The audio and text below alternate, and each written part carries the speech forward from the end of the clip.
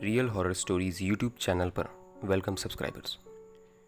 दोस्तों, आप सभी ने इस बात को कहीं ना कहीं ज़रूर सुना ही होगा कि हमारी ज़िंदगी में समय अच्छा चल रहा हो या बुरा, हमें कभी भी गुस्से और घमंड को अपने ऊपर हावी नहीं होने देना चाहिए, क्योंकि ऐसा मानते हैं कि गुस्से और घमंड में अंधा इंसान अपने लिए विनाश और बर्बादी के रास्ते खुद खोल देता है। यहाँ तक महाभारत के युद्ध होने से पहले रणभूमि में ये बात श्री कृष्ण ने खुद अर्जुन से कही थी कि एक अहंकारी को उसकी मौत नहीं, सिर्फ उसका अहंकार मारता है।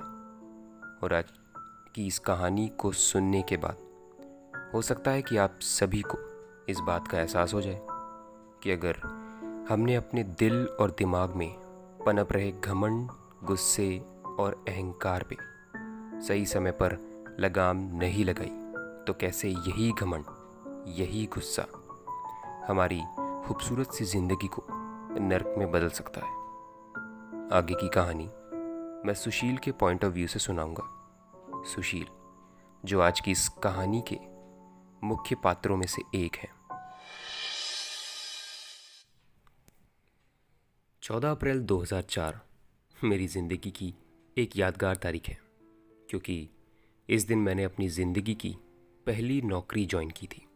ये एक शूज़ फैक्ट्री थी और मेरे घर से 19 किलोमीटर दूर थी। ज्वाइनिंग के बाद पूरा एक महीना भी नहीं हुआ था वहाँ काम करते हुए कि मैं अपने हिस्से का काम काफ़ी अच्छे से सीख गया था और ऑफिस के माहौल में भी मैं काफ़ी अच्छे से रम गया था। किसी के साथ कोई तू मैं नहीं, कोई लड़ाई झगड़ा नहीं, सबके साथ अच्छे से एडजस्ट कर पा रहा था मैं।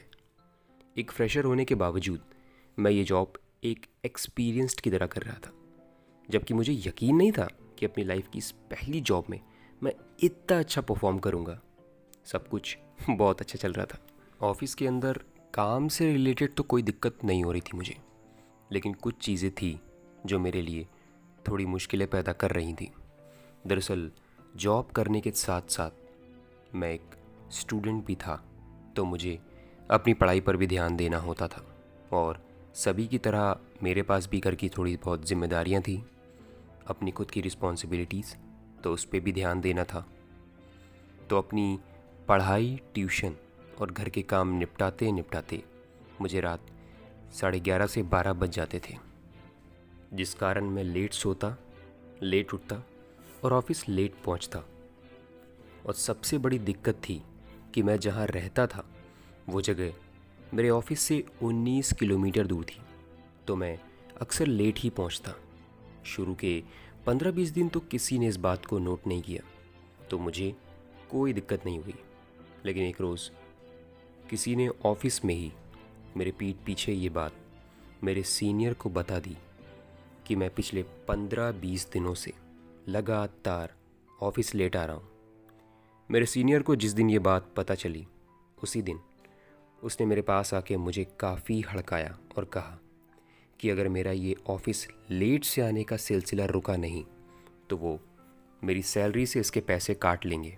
जब से वो मुझसे ये बात बोल के गए थे, तब से ही मुझे अंदर ही अंदर बहुत चिंता होने लगी, क्योंकि मैं खुद इस बात को बहुत क्लियर जानता था कि मैं कुछ भी कर लूँ, लेकिन मैं एकदम करेक्ट टाइम पर ऑफिस कभी नहीं पहुँच सकता, क्योंकि एक तो मेरा ऑफिस मेरे घर से पूरे 19 किलोमीटर दूर था, दूसरा ये कि मेरे पास अपनी कोई गाड़ी नहीं थी, और जॉब के अलावा मेरे पास अपनी पढ़ाई, ट्यूशन और घर के काम भी थे, जिसको निपटाते हुए देर रात हो जाती और फिर सुबह मैं जल्दी उठ भी ना पाता। यही सब उथल पुथल दिमाग में चल रही थी कि अब सारी चीज़ें कैसे मैनेज करूँगा मैं। लंच टाइम था, जहाँ रोज़ मैं अपना लंच अपने ऑफिस कलीग्स के साथ ग्रुप में बैठकर करता था, तो आज मैं बिल्कुल अकेला बैठा था। लंच भी नहीं खाया था, दिमाग बिल्कुल आउट था कि तभी सत्येंद्र चाचा हमारे फ्लोर पर आए। सत्येंद्र चाचा हमारी फैक्ट्री के मालिक के इकलौते चाचा थे। उनकी खूबी थी कि वो जहाँ कहीं मौजूद रहते वहाँ हंसी खुशी का माहौल बनाए रखते, और उनकी मौजूदगी में अगर कोई लड़ाई होती भी तो वो बड़ी आसानी से उसका सल्यूशन निकल देते। आज जब उन्होंने देखा कि मैं उदास सा बिल्कुल अकेला बैठा हूँ, तो वो मेरे पास आए और मुझसे मेरी परेशानी का कारण पूछा। तो मैंने उनको सारी बात बताई।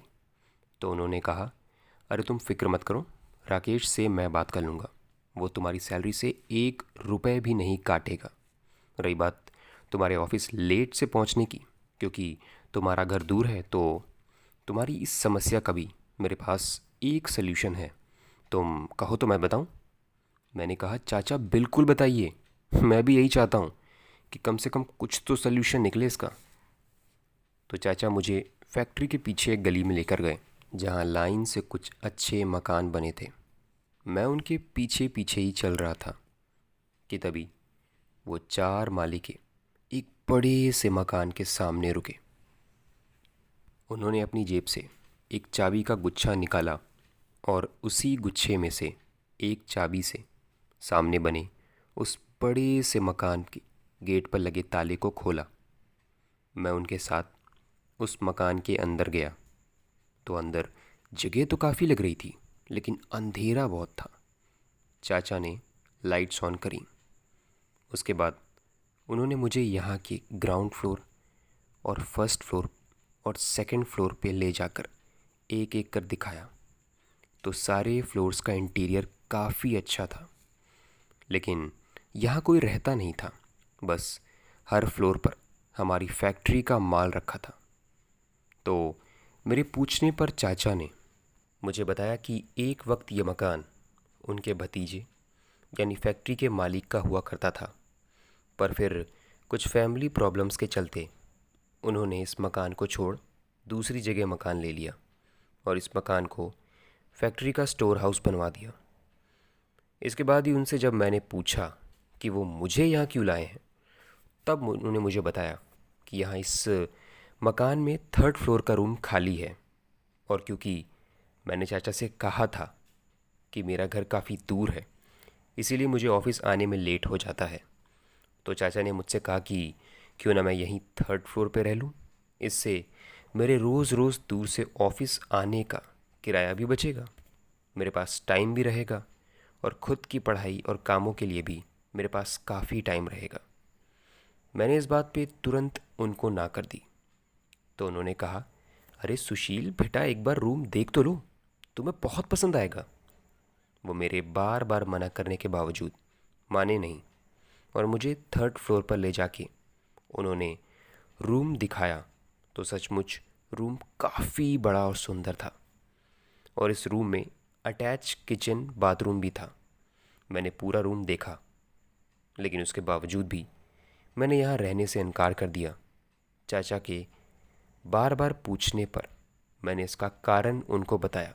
मैंने कहा, चाचा बात यह है कि यहाँ रूम देखकर ही मालूम हो रहा है कि 8-9 हज़ार से क्या कम किराया होगा इस कमरे का, और मेरी तो सैलरी भी अभी सिर्फ 15,000 रुपये है, और इसमें से आधा किराया अगर मैं यहाँ दे दूँगा इस रूम का, तो मेरे पास बचेगा ही क्या चाचा।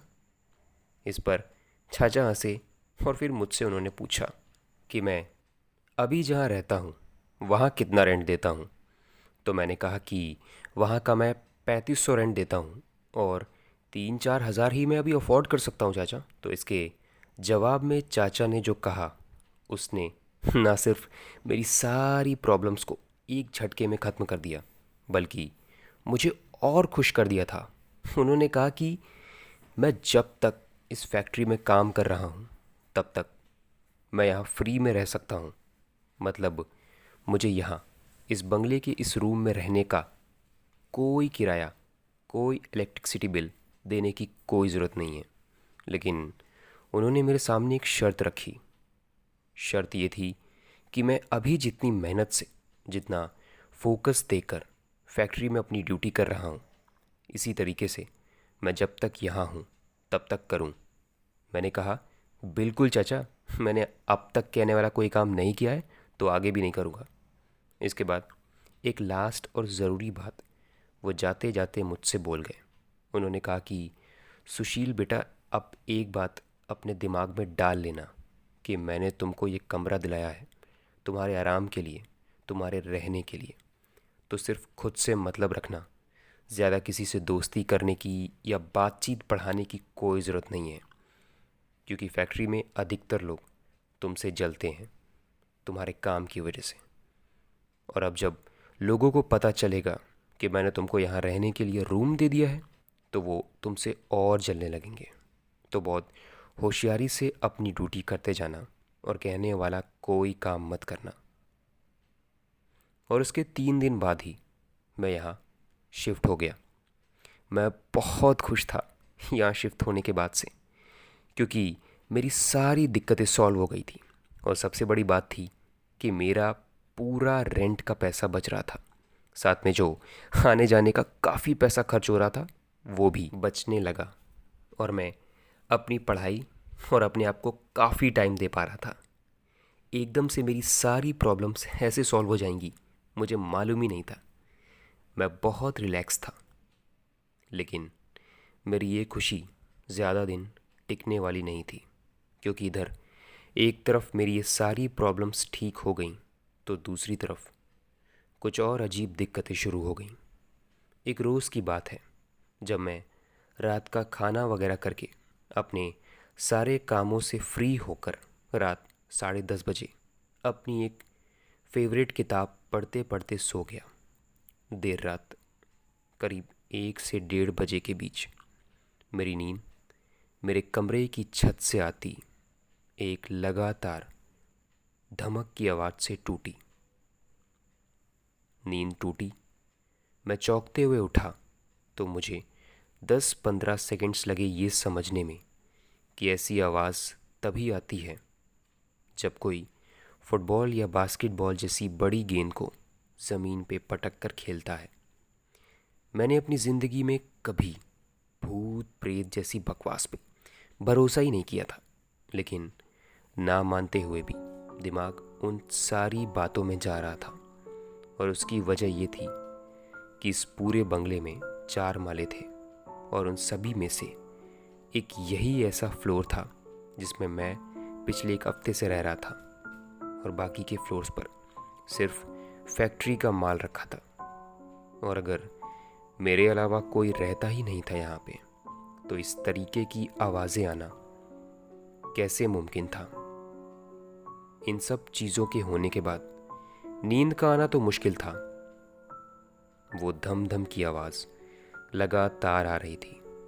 दिमाग एक झटके में न जाने क्या क्या सोचने लगा था।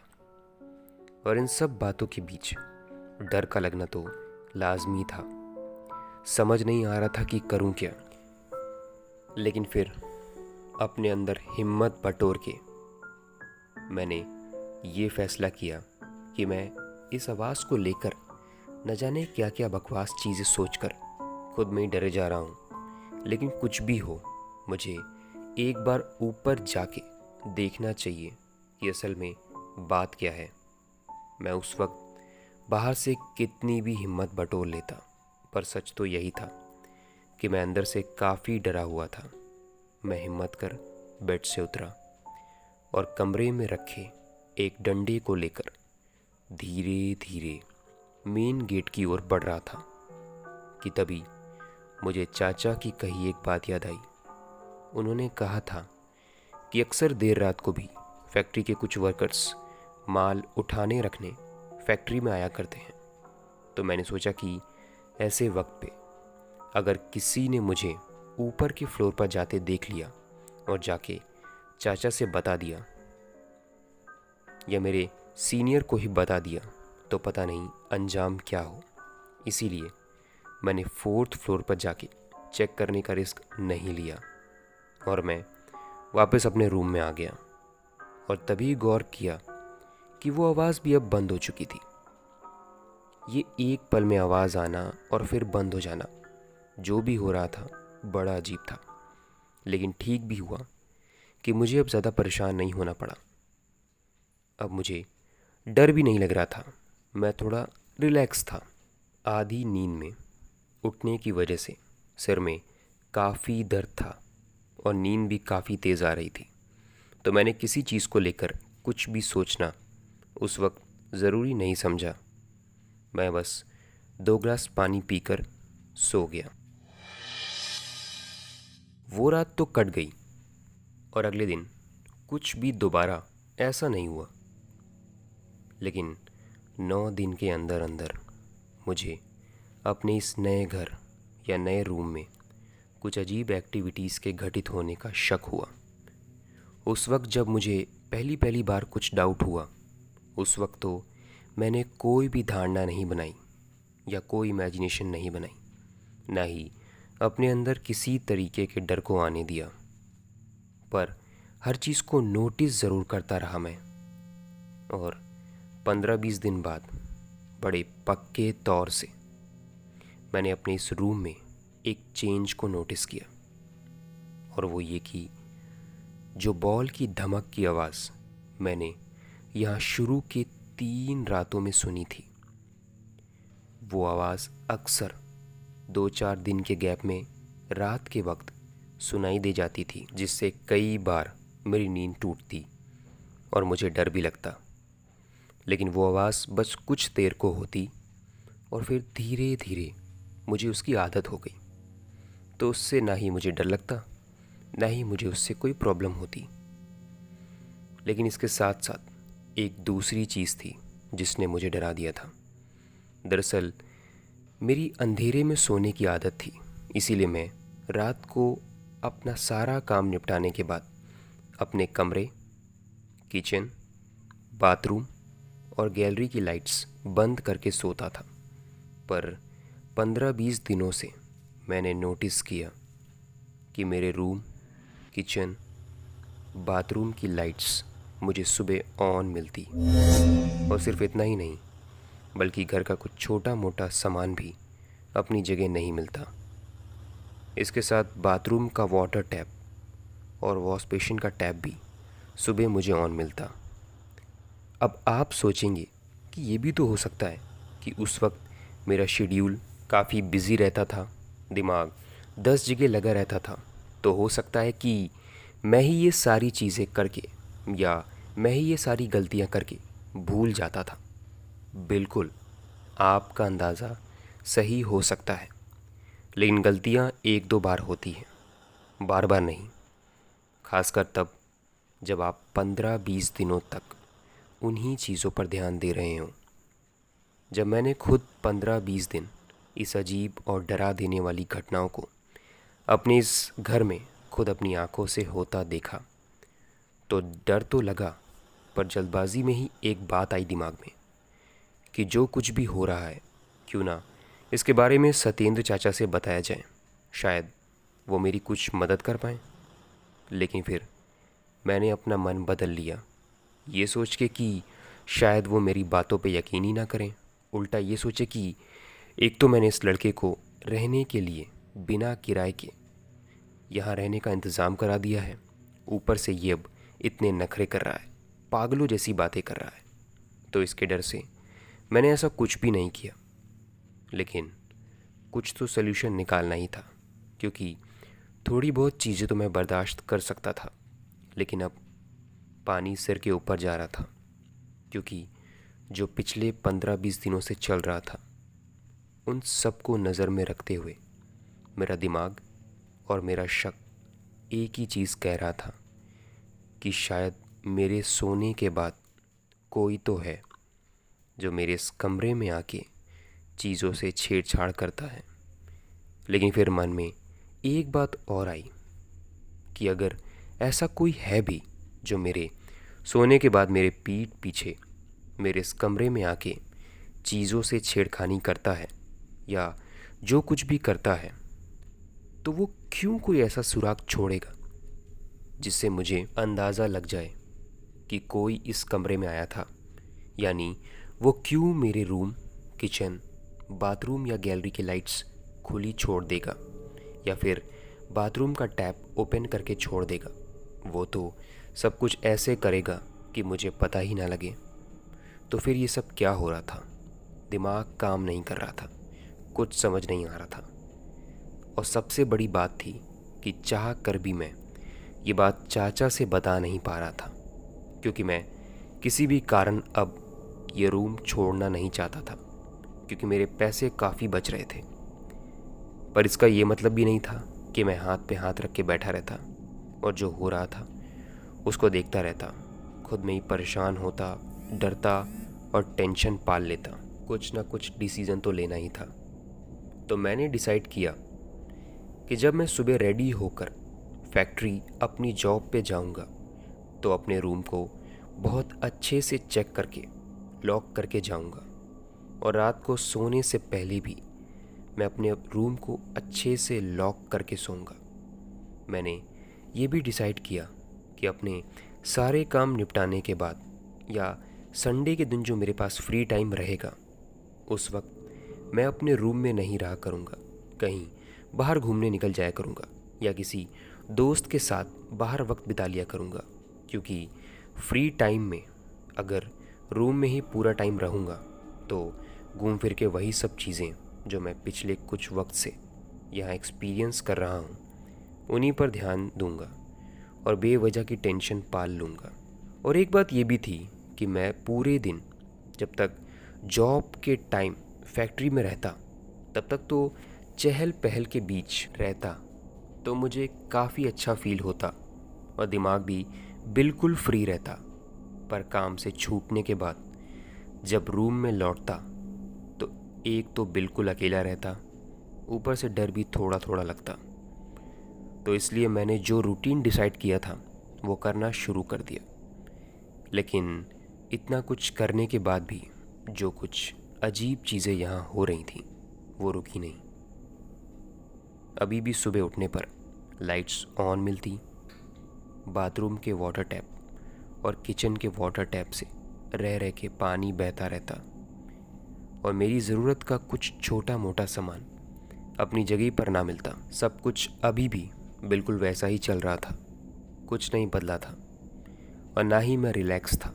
मन में इन लगातार होती घटनाओं को लेकर डर और चिंता थी। पर हाँ, अपने शेड्यूल को बदलकर और ख़ुद को थोड़ा बिजी रखकर मैंने इन हो रही घटनाओं को इग्नोर कर अपने डेली कामों को फोकस्ड रहकर करना सीख लिया था। हालांकि जो कुछ भी हो रहा था वो ठीक नहीं था और शायद वो आने वाली किसी मुसीबत की ओर इशारा था, और मैं जानता था कि इस बारे में किसी को ना बता के मैं अपने लिए ही मुसीबत कर रहा हूँ। पर फिर इतना समय ही नहीं रहता कि इन बातों को सोचूं, तो बेफिक्र होकर मैं यहाँ रह रहा था। और करीब 12 दिन बाद एक ऐसा संडे आया जब मैं थोड़ा फ्री था। तो मैं सुबह से बस अपना थोड़ा बहुत काम करके सो ही रहा था। फिर शाम करीब 5:30 बजे मेरी नींद खुली। आज बड़े दिनों बाद इतनी अच्छी नींद आई थी मुझे। उठने के बाद दिमाग एकदम रिलैक्स लग रहा था। मैं बस चाय बनाने जा ही रहा था जब सामने टेबल पे रखा मेरा फ़ोन बजा। फ़ोन उठाया तो देखा कि मेरे बेस्ट फ्रेंड उदित का था। उदित मेरे बेस्ट फ्रेंड में से एक था और कई महीनों से उससे मेरी बातचीत नहीं हुई थी। इसीलिए आज जब उसका फ़ोन आया तो मैं बहुत खुश हुआ। मैं उससे बात करते करते ही किचन में गया चाय बनाने को। काफ़ी टाइम से हम लोग ना ही फ़ेस टू फेस मिले थे और ना ही फ़ोन पर हमारी बातचीत हुई थी। तो पहले उसने अपने और अपनी लाइफ के हाल बताए और फिर मैंने उसको अपनी इस नई जॉब के बारे में बताया और अपने आजकल के शेड्यूल के बारे में बताया। तो मेरी जॉब लग गई है ये बात सुन के वो बहुत खुश हुआ। मेरी चाय भी बन गई थी। मैंने चाय को गैस से उतार कर एक किनारे ढक कर रख दिया और मैं किचन में ही खड़ा उदित से बात कर रहा था। थोड़ी बहुत इधर उधर की बात आगे बढ़ी तो न जाने मन में क्या आया कि मैंने अपने रूम में जो कुछ भी अजीब चीज़ों को एक्सपीरियंस किया था वो सब उदित को बता दी। तो मेरी बात सुन उदित बोला, भाई थोड़ा संभल कर रही हो, कहीं ऐसा तो नहीं कि तेरे इस नए घर में कोई भूत है जो तेरे सोने के बाद तेरे रूम में इधर से उधर चीज़ें छेड़छाड़ करता है। उदित की ये बात सुन मैं उसके सवाल का जवाब नहीं दे पाया और फ़ोन लाइन पर ही कुछ सेकंड्स खामोश रहा। उधर से जब 2-3 बार उदित ने हेलो हेलो बोला। तब मैंने भी हेलो किया तो उदित बोला, अबे क्या हो गया था, सांप सूंघ गया था क्या तेरे को? मैं इधर से हेलो हेलो बोल रहा हूँ, तू पुतला बना कुछ बोल ही नहीं रहा है। तो मैंने ये बोल के बात घुमा दी कि अरे कुछ नहीं, बस वो एक ज़रूरी बात याद आ गई थी। इसके बाद उदित बोला, अच्छा सुन ये सब छोड़, तेरे को एक ज़रूरी बात बतानी थी। मैंने कहा क्या बताना था, बोल। उसने कहा कि दरअसल इस हफ्ते के बाद जो दूसरा हफ्ता आएगा उसमें उसकी 5 दिन की मीटिंग है कोलकाता में। उसने कहा कि उसका बड़ा मन है मुझसे मिलने का, तो वो अपनी 5 दिन की मीटिंग अटेंड करने के बाद 2 दिन के लिए मुझसे मिलने चेन्नई आएगा। उसने कहा कि वो सैटरडे की सुबह मेरे पास आ जाएगा और वो संडे की रात तक रुक कर मंडे की सुबह यहाँ से निकल जाएगा। और ये सब बात बोलकर उसने कहा कि काफ़ी समय से तेरे से मिला नहीं हूँ, तो तुझसे भी मिल लूँगा और तेरी उस ना दिखाई देने वाले दोस्त से भी मिल लूँगा। इसके बाद कॉल कट गई। मैंने अपनी चाय गरम करी और कप में डाल के अपने रूम में लाके सिप कर करके पीने लगा। सच बताऊं तो आज पहली बार अपने इस कमरे में एक डर का एहसास हो रहा था, लेकिन इस बार ये डर इस घर में अकेले रहने के बारे में नहीं था, बल्कि इस एहसास के बारे में था जैसे मेरे अलावा भी यहाँ कोई था जिसे मैं अपनी आंखों से देख या महसूस नहीं कर पा रहा था। सच में मैंने भूत प्रेत जैसी कोई बकवास पे कभी यकीन नहीं किया था, ना ही मैं हॉरर फिल्म पसंद करता था और ऐसा कोई कंटेंट। पर आज उदित से बात करने के बाद से दिमाग मजबूर हो गया था इन बातों को मानने पर। चाय का कप किनारे रख कर मैं एक पल को कमर सीधी करने के लिए बस अपने बेड पर लेटा ही था जब एक नज़र घड़ी पर गई तो टाइम शाम के 7:50 हो रहे थे। लेटे लेटे ही जब शरीर थोड़ा रिलैक्स हुआ तो आंखें एक बार फिर नींद से बंद होने लगी। मन में बार बार उदित की कही वो बात आ रही थी कि कहीं मेरे अलावा कोई भूत तो नहीं जो मेरे सोने के बाद मेरे इस घर में मौजूद रहता है और उन सारी अजीब चीज़ों को अंजाम देता है जो शायद मुझे हर एक दिन हैरान करती हैं। और इसी के साथ दिमाग में किसी फिल्म सीन के तरी एक एक कर वो सारी घटनाएं मुझे याद आ रही थीं जो यहाँ आने के पहले दिन के बाद से आज तक मेरे साथ इस घर में हुई थी। मुझे आसपास की कोई खबर नहीं थी। मैं बस लेटे लेटे ही उन सब चीज़ों के बारे में बंद आंखों से सोच रहा था जब अचानक गैलरी से किसी के भागने की आवाज़ आई। मैं तुरंत झट से उठा और सुनने की कोशिश करने लगा तो ऐसा लगा जैसे कोई बाएं से दाएं की तरफ भागा हो। मेरा दिल ये आवाज़ सुन के धक से हो गया था और थोड़ा थोड़ा डर भी लग रहा था। और ऐसा नहीं था कि बहुत रात हो गई थी या चारों तरफ सन्नाटा था इसलिए मुझे डर लग रहा था। दरअसल डर का कारण ये था कि जिस वक्त मैं लेटा लेटा अपने साथ हुई उन अजीब घटनाओं के बारे में सोच रहा था उसी वक्त गैलरी से आती वो भागते हुए कदमों की आवाज़ों ने मुझे डरा दिया था। पर मैं तुरंत मेन गेट तक गया। मैंने गेट खोला तो लेफ़्ट साइड को तो कोई नहीं था, सब कुछ ठीक था। पर राइट साइड जिस तरफ ऊपर के फ्लोर पर जाने के लिए स्टेयर्स थी वहाँ मैंने नज़र घुमाई तो जो देखा वो देख मैं डरा तो नहीं लेकिन हैरान ज़रूर था, क्योंकि सामने स्टेयर्स के पास एक 14 से 15 साल का लड़का था और उसे देख लग रहा था जैसे वो कुछ ढूंढ रहा हो।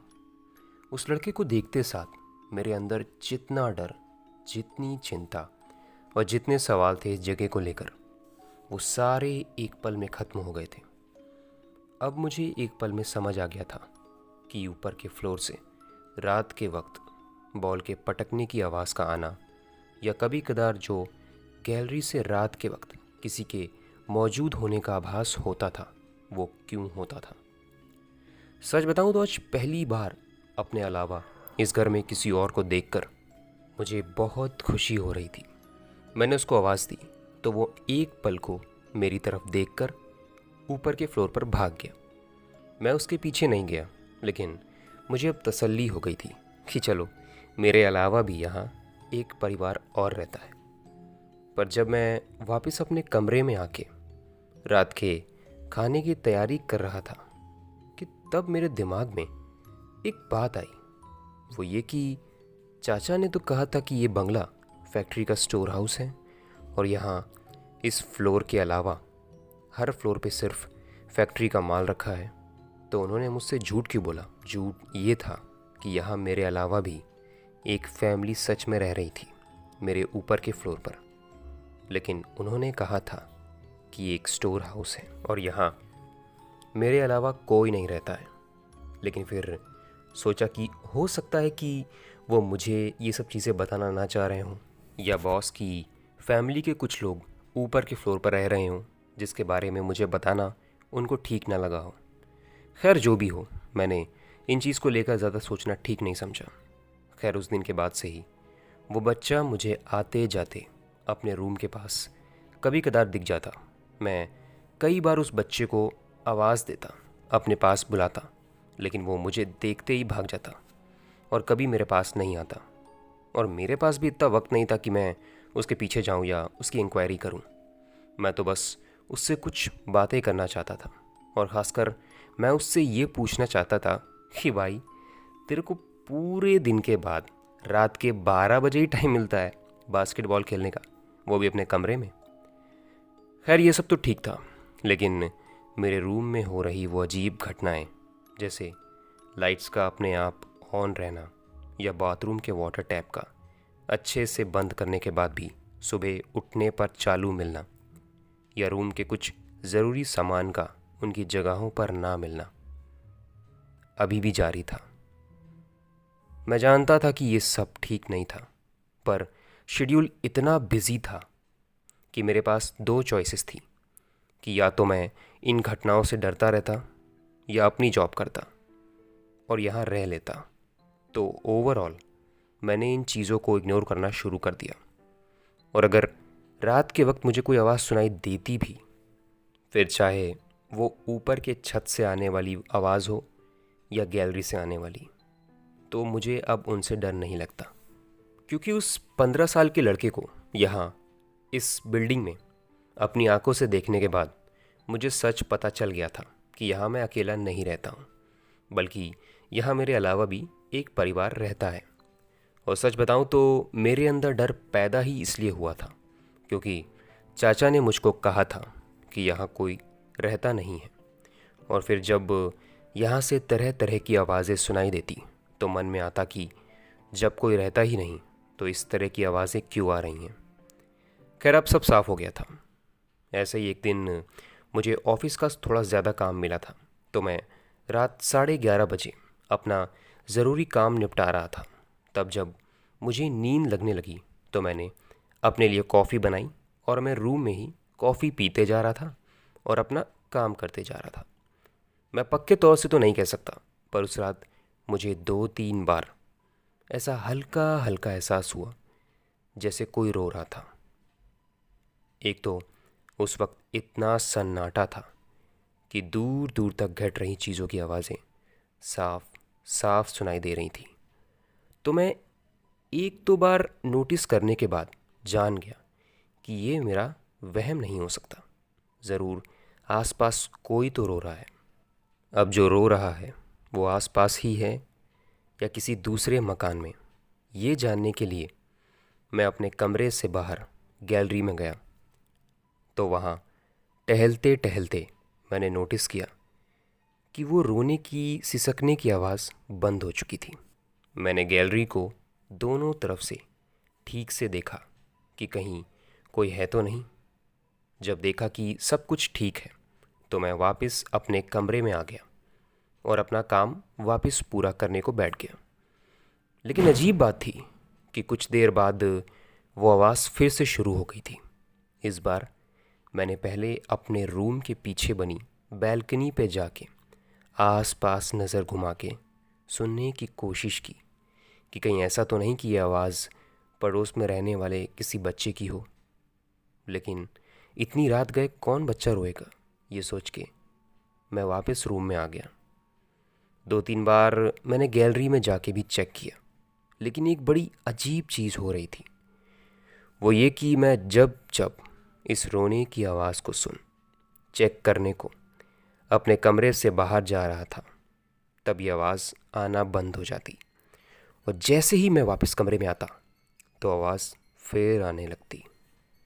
मेरा काम लगभग पूरा हो ही गया था, तो मैंने अपने सारे डॉक्यूमेंट्स, अपनी सारी फाइल्स एक किनारे रखी और फिर मैं सोने चला गया। और 15 मिनट में ही मुझे नींद आ गई। दोस्तों, आप सब ने नोटिस किया होगा कि जब हम गहरी नींद में होते हैं तो हमें आसपास की किसी चीज़ की कोई खबर नहीं रहती, लेकिन फिर इसी बीच जब हम करवट लेते हैं तब वो पल एक ऐसा पल होता है जब हमारी नींद थोड़ी हल्की होती है और हमें थोड़ा थोड़ा एहसास रहता है इस बात का कि हमारे आसपास क्या हो रहा है। उस रात मेरे साथ भी ऐसा हुआ। 1:30 से 2 बजे के करीब मुझे ऐसा एहसास हुआ जैसे मेरे चेहरे के ऊपर से कुछ फिरता हुआ गया हो। और ऐसा तभी होता है जब आपके चेहरे के ऊपर से कोई कपड़ा गुजरे या कोई हाथ फेरे। और ऐसा मुझे तब लगा जब मेरी नींद थोड़ी हल्की थी। मैं तुरंत उठकर बैठ गया। बस दिमाग लगा ही रहा था कि अभी हुआ क्या था, जब गैलरी से दोबारा किसी के भागते हुए कदमों की आवाज़ आई। मेरे दिमाग में उसी बच्चे का ख्याल आया जो शायद मुझे यहाँ कई बार दिखा था और जो शायद ऊपर के फ्लोर पर रहता था। मैं थोड़ा चिढ़ते हुए ही मन बोला, यार ये क्या बच्चा है साला, इसको ना खेलने का कोई टाइम है ना सोने का टाइम है, पूरे मकान को प्लेग्राउंड बना रखा है।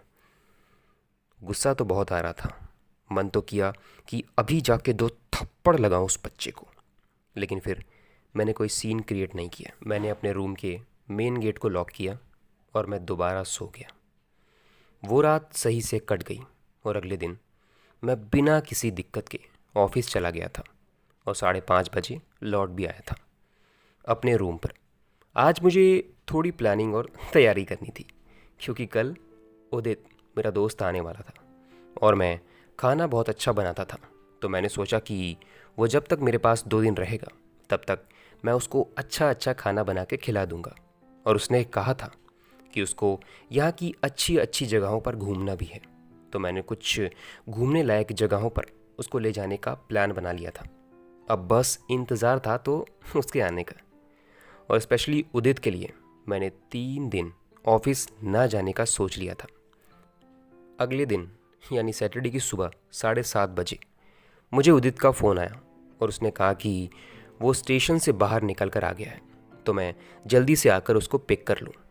मैं जल्दी से स्टेशन तक पहुँचा तो देखा वो बारी खड़ा मुझे मिल गया था। इतने टाइम बाद हम एक दूसरे को फ़ेस टू फेस देख रहे थे। वो मुझसे मिलके बहुत खुश था, तो मैं उससे ऑटो में आते वक्त हम थोड़ी बहुत बातें कर रहे थे और बातें करते करते ही कब हम मेरी बिल्डिंग पहुंच गए पता ही नहीं चला। इसके बाद मैंने उसको पूरा घर अंदर से दिखाया, यानी ground floor, first floor, second floor and third floor, यानी वो कमरा भी जहां मैं रहता था। तो उदित को मेरा कमरा बहुत पसंद आया। खैर, मैंने ना ही उसको 4th फ्लोर दिखाया और ना ही ये बताया कि ऊपर के फ्लोर पर एक फैमिली और रहती है।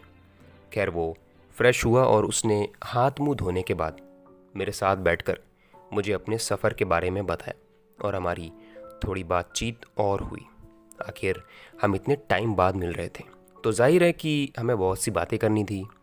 इसके बाद मैंने उसको ब्रेकफास्ट दिया और उसने ब्रेकफास्ट करने के बाद मैंने उसको बोला कि भाई तू थका होगा, तू एक काम कर, तू आराम कर ले, जब तक मैं भी अपना थोड़ा बहुत काम निपटा लेता हूँ। उदित सो गया।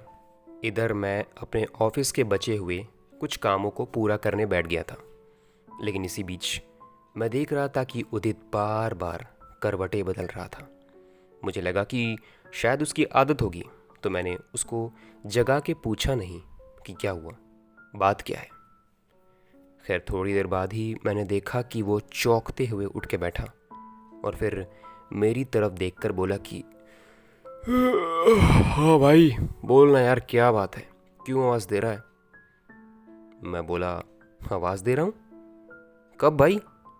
तो वो बोला, रे यार अभी नींद में ही मैंने सुना तूने 3 बार मुझे आवाज़ दी, उदित उदित उदित। मुझे पूरे 2 मिनट लगे उसको ये समझाने में कि मैंने उसको कोई आवाज़ नहीं दी। ज़रूर उसको कोई गलतफहमी हुई होगी, पर उदित भी अपनी बात पर अड़ा रहा कि उसको कोई गलतफहमी नहीं हुई है, उसने साफ साफ ये बात सुनी थी। लेकिन जैसे तैसे मैंने उसको समझा के सुला दिया। मुझे भी बड़ी अजीब लगी ये बात। खैर मैंने इस पर ज़्यादा ध्यान नहीं दिया। लेकिन फिर 1.5 घंटे बाद वो सो के उठ गया और फिर हमने डिसाइड किया कि आज कौन सी 2 जगहों पर घूमने चलना चाहिए। तो मैंने उसको बताया पास की 2 फेमस स्पॉट के बारे में। वो भी चलने को रेडी हो गया। हमने 3:30 बजे घर छोड़ा और हम निकल दिए।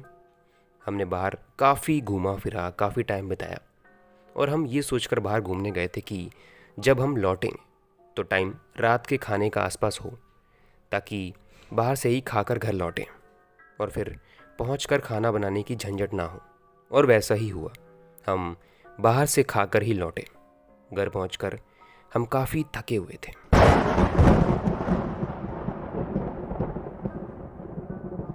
अचानक बरसात का मौसम बना और बारिश होने लगी। और ऐसे मौसम और माहौल में हम सोने वाले तो थे ही नहीं। तो मैंने बैल्कनी का गेट खोला और वहाँ 2 कुर्सियाँ लगाईं अपने और उदित के लिए, और हल्की हल्की बारिश में वहाँ बैठकर मौसम का मज़ा लेते हुए हम आपस में अपने पुरानी दोस्ती के दिनों के किस्से याद करने लगे। रात 9:30 बजे तक हम दोनों ने बातें की और फिर हम दोनों सोने चले गए। आज हम दोनों पैदल बहुत चले थे, जिस वजह से थकान दोनों को ही बेहिसाब थी और इसीलिए हम दोनों को लेटते साथ ही नींद आ गई। लेकिन किसी वजह से मेरी जब ठीक 12 बजे नींद टूटी तो मैंने करवट बदलते हुए देखा कि उदित मेरे बगल में नहीं था। मैं तुरंत उठकर बैठा और मैंने उसको 2-3 आवाज़ें दी, लेकिन वो आस पास नहीं था। तो मैं तुरंत जल्दी बेड से उतरा और कमरे से बाहर निकला तो देखा मेन गेट का दरवाज़ा खुला था। मैं बाहर गया तो देखा जो राइट हैंड साइड पर ऊपर के फ्लोर पर जाने को स्टेयर्स थी, वो उन्हीं स्टेयर्स के पास खड़ा था। उसे देखकर लग रहा था जैसे वो ऊपर जाने के लिए बढ़ रहा था। मैंने तुरंत उसको ज़ोर से आवाज़ें लगाईं, ओए इधर आ। वो मेरे पास आया तो मैंने उससे पूछा, अबे रात के 12 बज रहे हैं, तू सोया तो मेरे साथ ही था, फिर अभी इतनी रात गए इधर कब आया और यहाँ क्या कर रहा है तू? वो बोला कि अरे मुझे भूख लग रही थी तो मैं उठकर किचन में ये देखने गया कि क्या कुछ खाने का है। तभी मुझे गैलरी में से किसी के भागने की आवाज़ आई। रात के 11:45 हो रहे थे। मैं सोचा कि इस वक्त कौन हो सकता है, तो चेक करने को मैं गेट खोलकर बाहर आया तो यहाँ स्टेयर्स के पास मुझे एक बच्चा दिखा। जब उसको एहसास हुआ कि मैं उसको देख रहा हूँ तो वो बच्चा ऊपर के फ्लोर पर भाग गया। मैं ये सोच के उसके पीछे पीछे जा रहा था कि इतनी रात गए ये बच्चा कौन है और यहाँ क्या कर रहा था। उतने में ही तू आ गया। मैंने उसको बताया कि ये बच्चा ऊपर के फ्लोर पर ही रहता है और मैंने भी अक्सर इसको ऐसी ही अजीबोगरीब हरकतें करते हुए पाया। कभी ये आधी रात को अपने ऊपर के कमरे में बास्केटबॉल खेलने लग जाता है तो कभी गैलरी में दौड़ने लग जाता है। मैंने उदित से कहा, बे यार कितनी बार तो मैं डर गया हूँ इसकी इन हरकतों से। तो उदित ने कहा, अबे तो तूने कभी इसके पेरेंट्स से जाके बात नहीं करी कि समझाइए इसको, ऐसी अजीब अजीब हरकतें करता है ये, जिस वजह से रात को सोने में भी दिक्कतें होती हैं। तो मैंने उसको असल बात बताई कि मैं क्यों चुप था। मैंने कहा कि देख भाई, एक वक्त जब मैं यहाँ नहीं रहता था, एक दूसरी जगह रहता था जैसा कि तू जानता है, तो वहाँ से मेरा ये ऑफ़िस काफ़ी दूर था तो काफ़ी दिक्कतें होती थी। पहली दिक्कत तो ये कि मैं ऑफ़िस कभी टाइम पर नहीं पहुँच पाता था, आने जाने में पैसा कन्वेंस में काफ़ी खर्च होता था। दूसरा, रूम का रेंट का भी पैसा देना होता था। और मैं अपनी पढ़ाई और पर्सनल कामों के लिए टाइम नहीं निकाल पा रहा था बिल्कुल भी। तो वो बोला, यार तूने बोला कि जब से तू यहाँ रह रहा है तो तू टाइम से ऑफिस पहुँचने लगा, समझ में आता है। पहले तेरे पास अपने कामों के लिए टाइम नहीं होता था, अब रहता है, समझ में आता है। पर तूने कहा कि वहाँ तेरे को रेंट का पैसा भी देना होता था, तो यहाँ क्या तू फ्री में रह रहा है क्या भाई? तो मैंने उसको बताया कि ये घर जहाँ अभी मैं रह रहा हूँ, ये हमारे फैक्ट्री के मालिक का पुराना घर है, और जब से उन्होंने इस घर को छोड़ा है तब से ही इस बंगले को फैक्ट्री का स्टोर हाउस बना दिया था। लेकिन ये एक रूम यहाँ खाली पड़ा था तब से, और जब मैंने यहाँ ड्यूटी ज्वाइन करी थी तो मुझे काफ़ी दिक्कतें आ रही थी, जैसे कभी टाइम पर ऑफिस ना पहुँच पाना, ऑफिस वर्क और पर्सनल कामों का लोड मैनेज ना कर पाना। इसका इफ़ेक्ट मेरे जॉब पर जा रहा था। तो एक दिन सीनियर ने सैलरी तक काटने की बात कह दी थी, जिससे मैं काफ़ी परेशान हो गया था। तो हमारे मालिक के एक चाचा हैं, उन्होंने यहाँ रूम दिला के मेरी सारी प्रॉब्लम्स को सॉल्व कर दिया। और क्योंकि वो मेरे काम से बहुत खुश थे तो उन्होंने कहा कि मुझे इस रूम का कोई रेंट देने की ज़रूरत नहीं है। लेकिन उन्होंने शर्त भी रखी कि अभी मैं जैसे काम कर रहा हूँ, जितनी ईमानदारी से और जितनी लगन से, आगे भी ऐसे ही करता रहूँ। फिर मैंने उसको बताया कि मैं ये सब छोटी मोटी दिक्कतें टॉलरेट इसीलिए कर रहा हूँ क्योंकि यहाँ रहने से मुझे काफ़ी फ़ायदा है, और मैं किसी भी कीमत पर नहीं चाहता कि ये रूम, ये जगह मेरे हाथ से जाए जब तक मैं यहाँ काम कर रहा हूँ, और इसीलिए मैं कोई तमाशा नहीं करना चाहता। और मैंने आखिर में उससे बताया कि इसीलिए मैं जब से यहाँ शिफ्ट हुआ हूँ तब से मैं चुपचाप बस अपने काम से काम रखता हूँ और अपने रूम में ही रहता हूँ। बाकी यहाँ कौन रहता है, क्या करता है, किस बात से मुझे कोई मतलब नहीं है। अब उदित मेरी मजबूरी समझ गया था। खैर, फिर मैंने उसको भी सुला दिया और मैं भी सो गया। अगले दिन हम दोनों सुबह उठे तो मैंने अपने दोनों के लिए चाय बनाई। चाय पीते पीते ही अचानक उदित ने हमारे फ्रेंड सर्कल के एक ख़ास दोस्त को फ़ोन लगाया।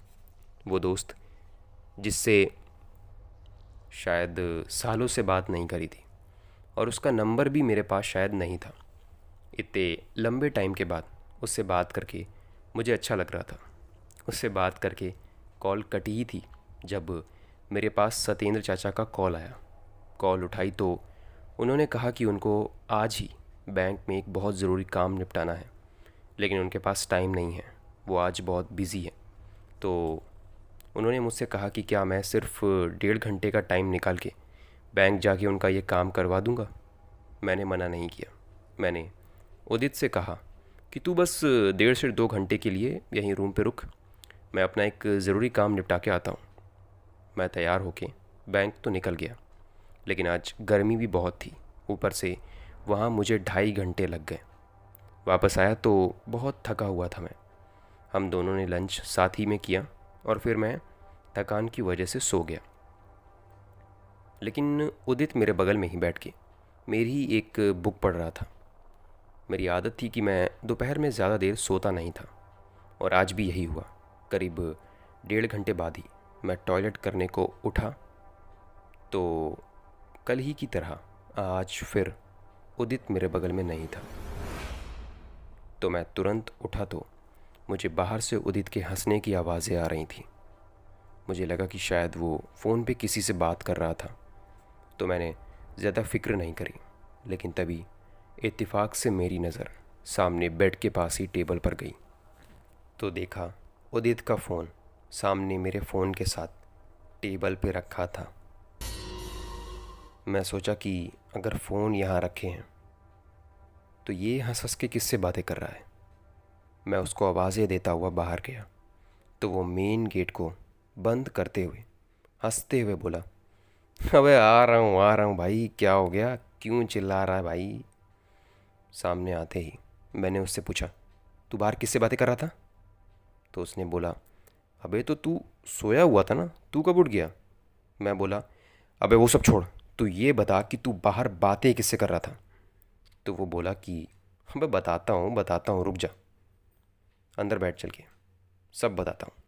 हम दोनों अंदर आके बैठे तो उदित ने मुझसे पूछा कि तू ये बता कि तेरे फ्लोर के ऊपर के फ्लोर पर ये जो बच्चा रहता है, तूने कभी इससे बातचीत करी है या इसके साथ टाइम स्पेंड किया है?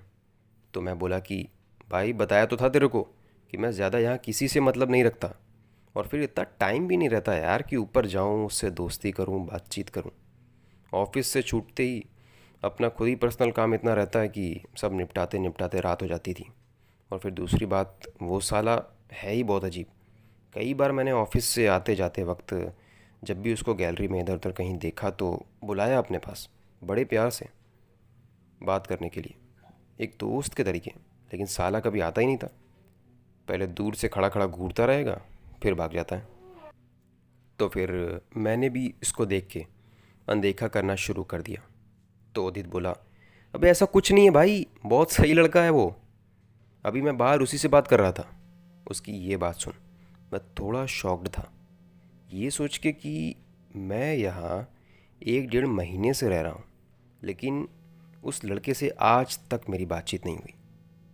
उसके बारे में ना ही मैं कुछ जान पाया। लेकिन ये भाई साहब, जिनको यहाँ आए 2 दिन भी ठीक से नहीं हुए, इनकी उस लड़के से दोस्ती भी हो गई और इन्होंने उसकी सारी डिटेल्स भी जान ली। और सिर्फ इतना ही नहीं, बल्कि इसके बाद उदित ने उस लड़के के बारे में बड़ी कमाल की बात बताई।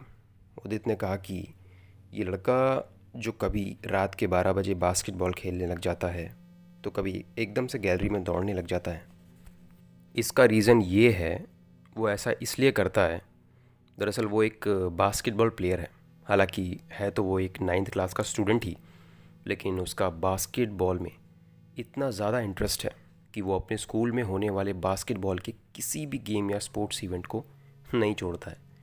और अपने स्कूल की जूनियर बास्केटबॉल टीम का वो एक लीडिंग प्लेयर है। और आखिर में उसने उदित से ये बताया कि वो फ्यूचर में एक बास्केटबॉल प्लेयर बनना चाहता है, जिसके लिए वो अभी से ही काफ़ी मेहनत कर रहा है।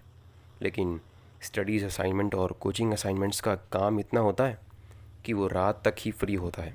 और जब फ्री होता है तो अपने सोने के टाइम में से आधा टाइम अपने सपनों को पूरा करने के लिए मेहनत करता है, जैसे अपने रूम में ही बास्केटबॉल की प्रैक्टिस करना और गैलरी में ही रनिंग कर अपनी टांगों को मजबूत करता है। उदित के मुंह से इस लड़के की स्टोरी सुन मैं इम्प्रेस तो काफ़ी हुआ था, क्योंकि कहीं ना कहीं इस लड़के की स्टोरी मुझे अपनी स्टोरी की तरह लग रही थी। लेकिन अभी भी वही बात रह रह के दिमाग में आ रही थी कि बताओ साला, मैं इतने दिनों से यहाँ रह रहा हूँ, लेकिन मैं इस लड़के के बारे में कुछ ना जान पाया। लेकिन मेरा दोस्त उदित, जो 2 दिन के लिए मेरे पास आया, उसने सब पता कर लिया। खैर फिर हम दूसरी बातें करने लगे और बातों बातों में ही वो बोला, यार सुशील, तू एक बात बता, तू यहाँ अकेले रहता है, ऊपर से तेरे इस रूम में टीवी भी नहीं है, तो तू बोर नहीं होता है? जबकि साले तू तो टीवी के बगैर रह नहीं पाता था। तो मैंने उसको बोला कि भाई वो टाइम अलग था यार, उस वक्त फ्री रहता था। अब तो अपने लिए टाइम निकालना ही मुश्किल होता है, तो क्या टीवी क्या एंटरटेनमेंट। तो उदित बोला, अबे लेकिन टीवी कौन सा बहुत महंगा आता है बे, ज़्यादा कुछ नहीं, बस एक छोटा सा ही ले ले। तो मैंने कहा, नहीं यार, ज़रूरत नहीं अब, और पता नहीं क्यों पर अब टीवी देखने का मन भी नहीं करता है। इस पे उदित हंसता हुआ बोला, अबे बेटा, मुझे मत बता, मैं जानता हूँ कि मन तो तेरा भी बहुत करता है। बात ये है, तू पैसे खर्च नहीं करना चाहता है। साले सालों से जानता हूँ, एक नंबर का कंजूस है तू। इसके बाद हंसी मजाक में ही हम दोनों की थोड़ी बहस हो गई। लेकिन उसके बाद बातों बातों में ही उदित ने कहा कि सुशील भाई यार, आज चिकन खाने का मन हो रहा है भाई, आज शाम को खाने पर चिकन बना ले। बहुत दिनों से तेरे हाथों का बनाया चिकन नहीं खाया। दरअसल मैं चिकन बहुत अच्छा बनाता था और उदित को मेरा बनाया चिकन बहुत पसंद आता था। तो मैंने बोला, चल ठीक है, तू रूम पे रुक, मैं पास ही की नॉनवेज शॉप से ½ kg चिकन ले आता हूँ। तो उदित ने मुझे पैसे खर्च करने से मना कर दिया। वो बोला, तू मतलब चिकन मैं ले आता हूँ। मैं उसको बहुत बोला पर वो माना नहीं। उसने मुझे पास ही की चिकन शॉप का एड्रेस पूछा और वो लेने चला गया। मैं इधर किचन में सारे मसाले तैयार करने लगा। करीब कुछ 20 मिनट में ही वो चिकन ले आया। लेकिन फिर दोबारा वो मुझसे बोला, भाई तू सारे मसाले वसाले तैयार करके बढ़िया सा चिकन बना ले, मैं ज़रा आता हूँ बाहर से होके। मैंने उससे पूछा कि भाई अब तू कहाँ जा रहा है, लेकिन उसने मुझे कुछ एग्जैक्ट नहीं बताया और वो चला गया। टाइम 7:30 हो रहे थे। सब कुछ तैयार करके मैंने चिकन को पकने पे चढ़ा दिया था। उसके बाद मैं रूम की बेडशीट वगैरह ठीक कर कुछ इधर उधर का काम कर ही रहा था, जब पूरे पौन घंटे बाद मेरे पास उदित का फ़ोन आया। मैं फ़ोन उठाते ही बोला, अब तू कहाँ निकल गया बे, खाने का टाइम हो रहा है यार, जल्दी आ जा, चिकन बस तैयार हो ही गया है, और तेरा कुछ पता ही नहीं है। तो वो बोला, अबे आ गया हूँ भाई, पहुँच गया हूँ। मैं बोला, कहाँ भैया, मेरे को तो नहीं दिख रहा है। तो वो बोला, अबे घर के नीचे खड़ा हूँ। तो मैंने कहा, अबे तू नीचे क्या कर रहा है भाई, ऊपर आना, खाना नहीं खाना है क्या तेरे को। तो वो मुझे नीचे बुलाने लगा। मैंने मना कर दिया। उसने 2-3 बार मुझे नीचे आने को कहा तो मैंने साफ कह दिया, अबे मैं नीचे नहीं आ रहा हूँ, तू ऊपर आ जल्दी। साले ऊपर नहीं आया ना 5 मिनट के अंदर तो खाना खाने नहीं दूंगा तेरे को। तो वो मुझे आखिरी बार रिक्वेस्ट करते हुए बोला, अबे भाई जल्दी आ, तो बहुत अर्जेंट है। ये सुन मैं थोड़ा टेंशन में आ गया। मुझे लगा कि कहीं ऐसा तो नहीं कि कोई प्रॉब्लम हो गई है। इसके साथ मैं तुरंत सबसे नीचे मेन गेट पर बाहर गया तो मैं सरप्राइज्ड रह गया। दरअसल उदित अपने साथ एक टीवी खरीद लाया था। ये देख मैं खुश और सरप्राइज तो हुआ, लेकिन साथ ही मैंने उसी वक्त उदित से कहा, अबे भाई तू टीवी ले आया यार, एक बार मेरे से पूछ तो लेता। तो उदित बोला, अबे भाई पूछना क्या, तेरे रूम में टीवी नहीं था, मुझे लगा एक टीवी लाके सरप्राइज़ करते हैं तुझे, पर यार तू तो इसके बजाय नाराज़ हो गया। तो मैंने कहा, अबे भाई बात नाराज़ होने की नहीं है, मैं नाराज़ नहीं हूँ। देख भाई ये रूम ये घर मेरा नहीं है, तो तू तो जानता है ना भाई, फिर मैं यहाँ बिना किसी प्रॉब्लम के शांति से रहकर जॉब करना चाहता हूँ और इसीलिए अपनी मर्ज़ी से कुछ भी यहाँ करने में आगे पीछे होता हूँ। अब रूम में टीवी नहीं था तो तू टीवी ले आया, लेकिन इसके बारे में एक बार भी चाचा से नहीं पूछा हमने। तो उदित बोला, तू अब पूछ लेना भाई। मैं बोला, यार मेरे को थोड़ा डर लग रहा है, पता नहीं पर अगर उन्होंने मना कर दिया टीवी लगाने को तो। इस पर वो बोला, अबे तो पूछ के तो देख एक बार भाई, तू पहले से ही क्यों सोचने लगता है। तो मैंने उसी वक्त चाचा से फ़ोन कर पूछा कि चाचा मैं अपने रूम में क्या एक टीवी लगा सकता हूँ। तो चाचा ने कहा, हाँ हाँ बेटा बिल्कुल लगा लो, मैंने मना थोड़ी किया है।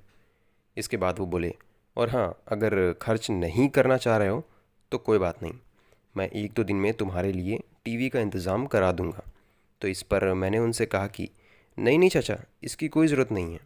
दरअसल मेरा एक दोस्त है उदित, ये पिछले 2 दिन से मेरे पास आया हुआ है, तो इसने देखा कि रूम में टीवी नहीं है तो ये बाज़ार गया और टीवी ले आया। तो इस पर चाचा बोले, हाँ तो सेट कर लो, कोई दिक्कत नहीं है, लेकिन हाँ तुम्हें टीवी देखने के लिए थोड़ा रुकना पड़ेगा। तो मैंने चाचा से इसका रीज़न पूछा तो उन्होंने कहा कि दरअसल काफ़ी समय से ये रूम बंद पड़ा है और जब कोई रहता ही नहीं तो टीवी देखने का तो मतलब ही नहीं बनता। उन्होंने कहा कि तुम अपने दोस्त के साथ मिलके टीवी सेट कर लो, मैं थोड़ी देर में ही किसी कारीगर को भेज के केबल कनेक्ट करा दूंगा। तो हमने टीवी ऊपर लाके रूम में सेट कर दिया और खाना लेट हो रहा था इसीलिए हमने खाना भी खा लिया था। उदित को चिकन बहुत पसंद आया था, वो मुझे इसके लिए थैंक यू बोल रहा था। तो मैंने उसको बोला, भाई थैंक यू तो मुझे तुझे बोलना चाहिए जो तू मेरे लिए टीवी ले आया और मुझे सरप्राइज़ कर दिया। खैर इसमें कोई नई बात नहीं थी, वो हमेशा ही इस तरह मुझे सरप्राइज़ किया करता था। करीब 8:40 पर केबल का कनेक्शन करने वाला एक लड़का चाचा ने भेजा। वो आया और उसने 15 से 20 मिनट में ही केबल को सेट कर दिया। फिर उसके बाद टीवी सही से चलने लगा। हम दोनों ही खाना खा चुके थे और अब करने को कुछ भी नहीं था, तो हम दोनों ही बैठकर एक फ़िल्म देख रहे थे कि थोड़ी देर बाद उदित सो गया, लेकिन मैं कंटिन्यू टीवी देख रहा था। टाइम यही कुछ 11 साढ़े 11 हुआ होगा जब मेरी भी आँख नींद से बंद होने लगी। तो उसी वक्त ऐसे लगा जैसे कोई मेन गेट को खोल अंदर आया हो। एक झटके से आँख खुली, मैं पूरी तरह चौकन्ना होकर उठा और बाहर देखने जा ही रहा था जब उदित की भी नींद खुल गई। तो वो आंखें रगड़ता हुआ मुझसे पूछ बैठा, कहाँ जा रहा भाई?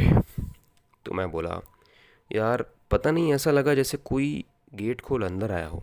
इस पे उदित बोला, अबे ओए, ऐसा कुछ नहीं है, ज़्यादा दिमाग मत चला, चल इधर आके सो जा चल। मैंने उसको 2-3 बार बताने की कोशिश करी, लेकिन वो माना नहीं और मुझे मजबूरन उसकी बात मान लेटना ही पड़ा। हालांकि उस वक्त जब मैंने एक पल को झांक कर देखा तो गेट बंद था और सब कुछ ठीक लग रहा था। तो फिर मैं भी लेट गया, लेकिन दिमाग अंदर ही अंदर कह रहा था जैसे कुछ गड़बड़ तो थी। लेकिन अपना ध्यान भटकाने के लिए मैंने टीवी ऑन करी और मैं देखने लगा। करीब कुछ आधे घंटे बाद ही मुझे फिर से नींद आने लगी और मेरी आंखें फिर से बंद होने लगी। और इस बार फिर से एक अजीब चीज़ हुई, लेकिन इस बार उस घटना को मैं अकेला नहीं था जिसने देखा और महसूस किया। उदित ने भी खुद देखा कि असल में हुआ क्या था। दरअसल जब उदित के साथ मैं भी सो गया था कि उसी बीच टीवी के नीचे रखी टेबल पे एक कांच का गिलास रखा था जिसमें थोड़ी देर पहले मैंने पानी पिया था। वो गिलास टेबल से गिरकर टूट गया था। उसके टूटने की आवाज़ से हम दोनों की नींद खुल गई थी। दोनों ने देखा कि उस गिलास के छोटे छोटे टुकड़े ज़मीन पर पड़े थे। हम दोनों ही थोड़ा सा डरे हुए एक दूसरे की तरफ देख रहे थे जब एक दूसरी चीज़ मैंने नोटिस करी। मैंने देखा कि टीवी बंद था, जबकि मुझे बहुत ही अच्छे से याद था कि लास्ट टाइम जब मेरी आंख लगी थी तब टीवी चालू था और उदित तो पहले से ही गहरी नींद में सो रहा था। फिर टीवी बंद हुआ तो हुआ कैसे और कब? अपने दिमाग में घूम रहे हर एक सवाल को मैंने उदित से बताया तो वो एक तो नींद में था, ऊपर से मेरी बातें उसको शायद पसंद नहीं आई, तो वो चिढ़ सा गया था। वो बोला, अबे भाई ऐसा कुछ नहीं है यार, काहे को दिमाग के घोड़े दौड़ा रहा है तू? खुद भी परेशान है, मेरे को भी परेशान कर रहा है। तूने बिना अपनी इस बिल्डिंग के बारे में जाने बगैर मन में बना लिया है कि कोई भूत है यहाँ पे जो रात को तेरे इस नए घर में आवाज़ें करता है, जबकि ऐसा कुछ नहीं है। बल्कि सच ये है कि तेरे अलावा भी यहाँ एक 15 साल का लड़का अपनी फैमिली के साथ रहता है जो अक्सर यहाँ रात को बास्केटबॉल की प्रैक्टिस करता है, अपने रूम में रनिंग प्रैक्टिस करता है, और वही आवाज़ें तुझे सुनाई देती हैं। तो तुझे लगता है कि कोई भूत है जो यहाँ मौजूद है और तू उसी को सोच सोच के डरता है। उसने मुझे फिर बड़े प्यार से समझाया कि भाई ऐसा कुछ नहीं है, ये सब वहम ना पाल। उसके बाद मुझे लगा कि शायद हो सकता है कि मुझे ही वहम हुआ हो। खैर फिर मैंने वो कांच के टुकड़े बटोरे और हम सो गए फिर से। वो रात कट गई और ये दूसरा दिन उदित की छुट्टी का लास्ट दिन था। यानी वो आज भर और रुककर कल सुबह चला जाने वाला था। तो आज हमने 2-3 अच्छी जगहों पर घूमने का प्लान बनाया और फिर हम सुबह 10:30 बजे घर से निकल दिए। बाहर कुछ थोड़ी बहुत शॉपिंग भी करी और हमने लंच और डिनर बाहर से ही खा लिया था, क्योंकि हम जानते थे कि हमें लेट काफ़ी होगा। करीब 9:30 बजे हम घर आए। हम दोनों काफ़ी थके थे, इसीलिए हम दोनों ने एक एक कर नहाया और फिर आपस में बातचीत करने को बैठ गए। दरअसल मुझे पता था कि कल वो चला जाएगा, इसीलिए मैं उसके साथ वक्त बिता रहा था। वो पूरा दिन बहुत अच्छा था और कैसे बीत गया मालूम ही नहीं पड़ा। वो रात भी गुजर गई। अगले दिन सुबह ठीक 7:30 बजे उदित अपने घर को निकल दिया। इधर मैं भी ऑफिस आ गया।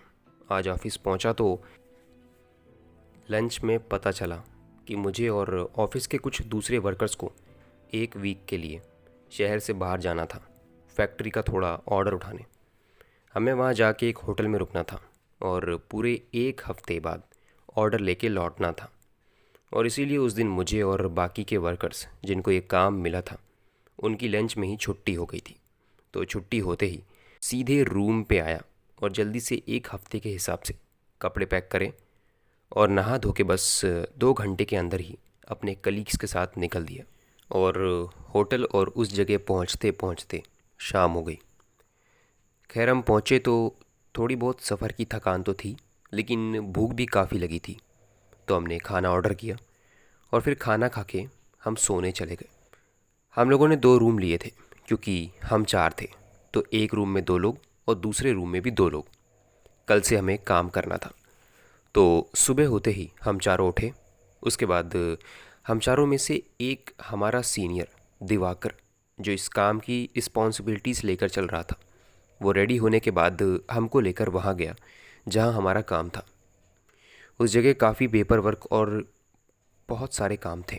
दूसरे शब्दों में कहूँ तो हम चारों इतने बिजी थे कि जब हम होटल लौटे तो रात के 9:30 बजे थे और हम सुबह 8 बजे घर से निकले थे।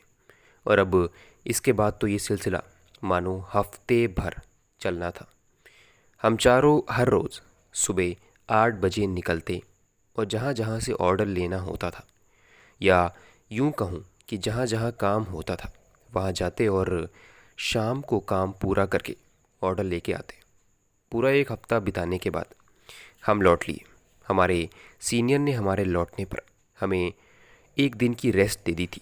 मैं तो उस दिन आराम से लेट सोकर उठा और ज़्यादा टाइम मौजूद था मेरे पास, इसीलिए मैं नहा धो के ब्रेकफास्ट वगैरह करके अपनी स्टडी करने को बैठ गया। वो पूरा दिन मैंने पढ़ाई करी और मैं कहीं नहीं गया। शाम की चाय बनाते वक्त आज फिर उसी लड़के का ख्याल एक बार फिर आया, यानी वो जो मेरे फ्लोर के ऊपर रहता था। इस वक्त फिर से मुझे वही बात खटक रही थी कि बताओ, उदित सिर्फ 3 दिन के लिए यहाँ आया था और उसने इस लड़के से दोस्ती भी कर ली, मिल भी लिया और इसके बारे में जान भी लिया। लेकिन इसके बाद ही दिमाग में एक बात और आई कि आज तो वक्त भी है और मौका भी है, तो क्यों ना आज मैं भी इससे मिल ही लूँ। तो शाम के 7 बजे थे, मैंने अपनी चाय पी। उसके बाद मैं धीमे धीमे फ्लोर की सीढ़ियों से होते हुए ऊपर के फ्लोर पर गया। तो चौंकाने वाली बात थी कि इस फ्लोर के 2 कमरे थे और इन दोनों रूम पे ताले लगे थे। और बड़े ताज्जुब की बात थी कि इस पूरे फ्लोर पे चारों तरफ धूल गर्दा फैली हुई थी और एक बदबू सी थी चारों तरफ। मैं इतने दिनों से यहाँ रहने के बावजूद इस फ्लोर पर आज पहली बार आया था, तो मैंने सब जगह अच्छे से चेक किया, लेकिन वो लड़का कहीं नहीं मिला। इसके बाद किसी के देखे जाने के डर से मैं वहाँ से वापस आ गया, ये सोच के कि हो सकता है कि ये लड़का अपनी फैमिली के साथ कहीं गया हो। लेकिन जब मैं खाने की तैयारी कर रहा था तब एक बड़ी इम्पॉर्टेंट चीज़ मुझे याद आई, जिसको मैं अब तक शायद समझ नहीं पाया था। मैंने नोटिस किया कि मैंने आज तक इसके पेरेंट्स को यहाँ इस मकान में कभी आते जाते नहीं देखा था। मेरा मतलब कि अगर इस लड़के की फैमिली में सिर्फ 3 लोग भी रहते थे, यानी ये लड़का, इसकी मम्मी, इसके पापा, तब भी मुझे कभी तो दिखाई चाहिए थे ना। लेकिन मुझे आज तक इसके पेरेंट्स नहीं दिखाई दिए थे। अब कहने को तो ये सारी प्रॉब्लम मेरी नहीं थी और मुझे इन चीज़ों से कोई दिक्कत भी नहीं हो रही थी, यानी मैं यहाँ ठीक से रह रहा था। लेकिन पता नहीं क्यों अचानक इन लोगों के बारे में जानने की जिज्ञासा मेरे अंदर जाग गई थी, क्योंकि मेरा दोस्त जो 3 दिन के लिए मेरे पास आया था, वो इन्हीं 3 दिन में इस लड़के के बारे में जान गया था। उसने इससे बात भी कर ली थी। लेकिन मैं जो यहाँ 1.5 महीने से रह रहा था, मैं इसके बारे में कुछ नहीं जान पाया था। मुझे इस लड़के की कभी बात नहीं हुई थी, यहाँ तक वो लड़का मुझे तो देखते ही भाग जाता था। तो बस उसके बारे में अब जानने की धुन सी सवार हो गई थी। तो मैंने फ़ैसला किया कि क्यों ना इस पे नज़र रखी जाए। यानी मैंने फ़ैसला किया कि हर शाम और सुबह ऑफिस जाने से पहले और ऑफिस से आने के बाद मैं ऊपर के फ्लोर पे जाके एक नज़र मार के ज़रूर आऊँगा। कम से कम कोई तो दिखेगा, और ऐसा हुआ तो लगे हाथ वहीं पर जान पहचान भी कर लूँगा इसके पेरेंट्स से। तो इसलिए मैंने अगले 3 दिन हर रोज़ ऑफिस जाने से पहले और आने के बाद ऊपर के फ्लोर पर सुबह शाम राउंड मारना शुरू कर दिया। लेकिन हैरानी की बात थी कि इन 3 दिनों में हर रोज़ मुझे ऊपर के उन दोनों कमरों पर ताला लगा ही मिला। और एक चीज़ और, वो ये कि जो बॉल पटकने की आवाज़ें या जो गैलरी में उस लड़के के भागने दौड़ने की आवाज़ कुछ दिन पहले तक आती थी, वो अब आना बंद हो चुकी थी। और मुझे अच्छे से याद था कि इन 3 दिनों में तो मैंने ये आवाज़ नहीं सुनी थी। काफ़ी सोचने के बाद मेरे दिमाग में आया कि क्यों ना योगेश से इस बारे में पूछा जाए। योगेश हमारी फैक्ट्री में 10 साल से पहले से भी काम कर रहा था और वो यहाँ फैक्ट्री और इस जगह से रिलेटेड हर एक चीज़ के बारे में जानता था। तो मैंने उसी शाम योगेश को फ़ोन किया, लेकिन उसने फ़ोन नहीं उठाया। मैंने उसको कई कॉल्स करी, लेकिन उसने मेरा फ़ोन उठाया ही नहीं। अगले दिन जब वो लंच में ऑफिस आया तो मैंने उससे कल रात को कॉल ना उठाने का रीज़न पूछा। तो उसने बताया कि उसको रात को कुछ ज़रूरी काम था, इसी कारण वो कॉल नहीं उठा पाया। फिर लास्ट में मैंने बस उससे इतना ही कहा कि आज शाम को अगर वो फ्री है तो छुट्टी के बाद क्या वो मेरे रूम पे आ जाएगा। तो उसने कहा कि ठीक है। और फिर शाम तकरीबन 7:30 से 8 बजे के बीच योगेश मेरे रूम आया और उसके आने के बाद मैंने उसको चाय वगैरह पिलाई और फिर वो बात छेड़ी। मैंने कहा, यार मुझे तुझसे ना इस मकान के बारे में कुछ बात करनी है और बतानी भी है। उसने कहा कि हाँ हाँ बोल। तो मैंने उसको बताना शुरू किया। उसको मैंने शुरू से लेके सारी बातें बताईं, जैसी रात के वक्त ऊपर के फ्लोर से उस लड़के के बॉल का पटकना और कभी गैलरी में उसका भागना और मेरे दोस्त उदित से उसका बात करना, लेकिन मुझको देखते ही भाग जाना। और फिर हर एक चीज़ जो मैंने यहाँ नोटिस करी उसको बताई और उससे लास्ट में पूछा कि यार कितने लोग हैं इसकी फैमिली में और क्या काम करते हैं इसके पेरेंट्स। मतलब ना कभी इसके बाप को आते जाते देखा, ना कभी इसकी माँ को। ये सवाल पूछने के बाद मैं चुप हो गया, लेकिन तभी योगेश का चेहरा देख नोटिस किया मैंने कि जैसे वो मेरी किसी बात को सीरियसली ले ही नहीं रहा था। उसने फिर जवाब में मुझसे कहा, अच्छा तो तूने अपने जस्ट ऊपर के फ्लोर से रात के वक्त एक बच्चे के उछल कूद करने की, खेलने की आवाज़ें सुनी हैं और उसी बच्चे को तूने कभी अपनी गैलरी के बाहर दौड़ते हुए भी देखा है। और एक मिनट, तूने कहा कि वो बच्चा रात को किसी बड़ी बॉल जैसी बास्केटबॉल से खेलता है और ऐसी के आवाज़ें करता है। तो तू मुझे एक बात बता कि तू इतने यकीन से कैसे कह सकता है कि वो बास्केटबॉल जैसी बड़ी बॉल से ही खेलकर ऐसी आवाज़ें करता है। मैंने कहा, भाई मैंने कई रातें इन आवाज़ों को लगातार ध्यान दे के गौर से सुना है और मैं पूरे विश्वास के साथ तुझको ये बता रहा हूँ। इसके बाद उसने मुझसे उस लड़के के हुलिये के बारे में काफ़ी चीज़ें पूछी और एट द लास्ट उसने पूछा कि अच्छा तो तेरे दोस्त उदित ने जब उससे बात करी होगी तो उसको नाम भी तो बताया ही होगा। मैंने कहा, योगेश यार नाम के बारे में तो मुझे कुछ पता नहीं, ना उदित ने मुझको बताया। खैर उसके बाद योगेश जाते जाते मुझसे बोल गया, अच्छा चल ठीक है, तू चिंता मत कर, मैं सत्येंद्र चाचा से एक बार बात करके पूछ लूँगा, हो सकता है कि उन्होंने किसी किराएदार को रख लिया हो। इसके बाद वो चला गया। मुझे लगा कि हो सकता है कि अब सत्येंद्र चाचा इसका कुछ सल्यूशन निकालें या मुझे इस लड़के के बारे में या इसकी फैमिली के बारे में कुछ पता चलेगा, लेकिन ऐसा कुछ नहीं हुआ। बल्कि शायद इन सारी बातों को योगेश से शेयर करके मैंने बहुत बड़ी गलती कर दी थी और अपनी इस गलती का रिज़ल्ट मुझे अगले दिन ऑफ़िस में देखने को मिला।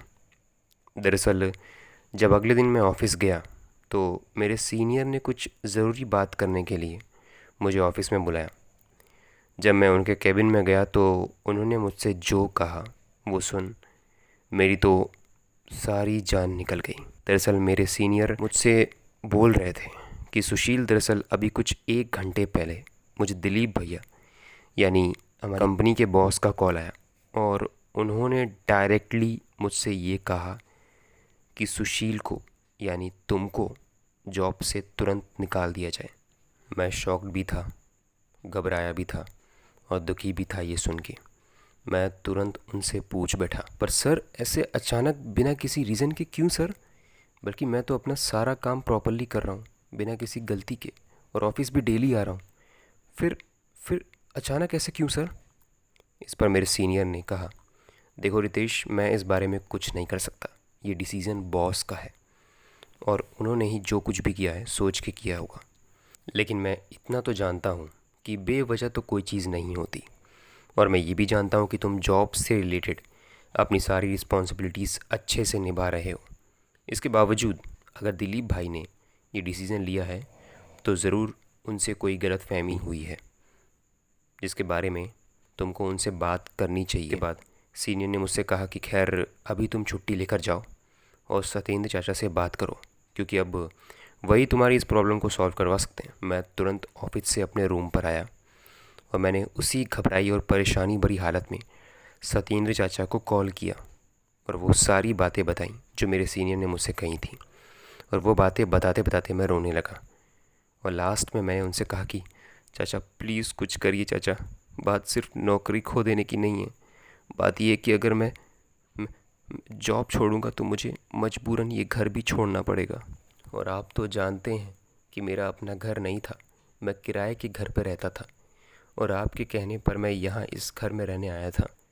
और अगर मेरे हाथ से नौकरी गई तो मेरा यहाँ रहने का क्या मतलब चाचा?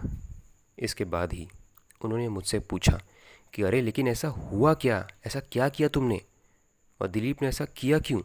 मैंने उनसे कहा, चाचा मुझे कोई खबर नहीं है, कुछ नहीं पता ऐसा क्यों किया उन्होंने। खैर इसके बाद चाचा बोले, अच्छा सुनो, तुम पहले तो एकदम शांत हो जाओ बिल्कुल, और इस गलतफहमी को अपने दिमाग से अभी निकाल दो कि तुम्हारी नौकरी चली गई है या तुमको इस घर को छोड़ना पड़ेगा। अभी ऐसा कुछ नहीं हुआ है।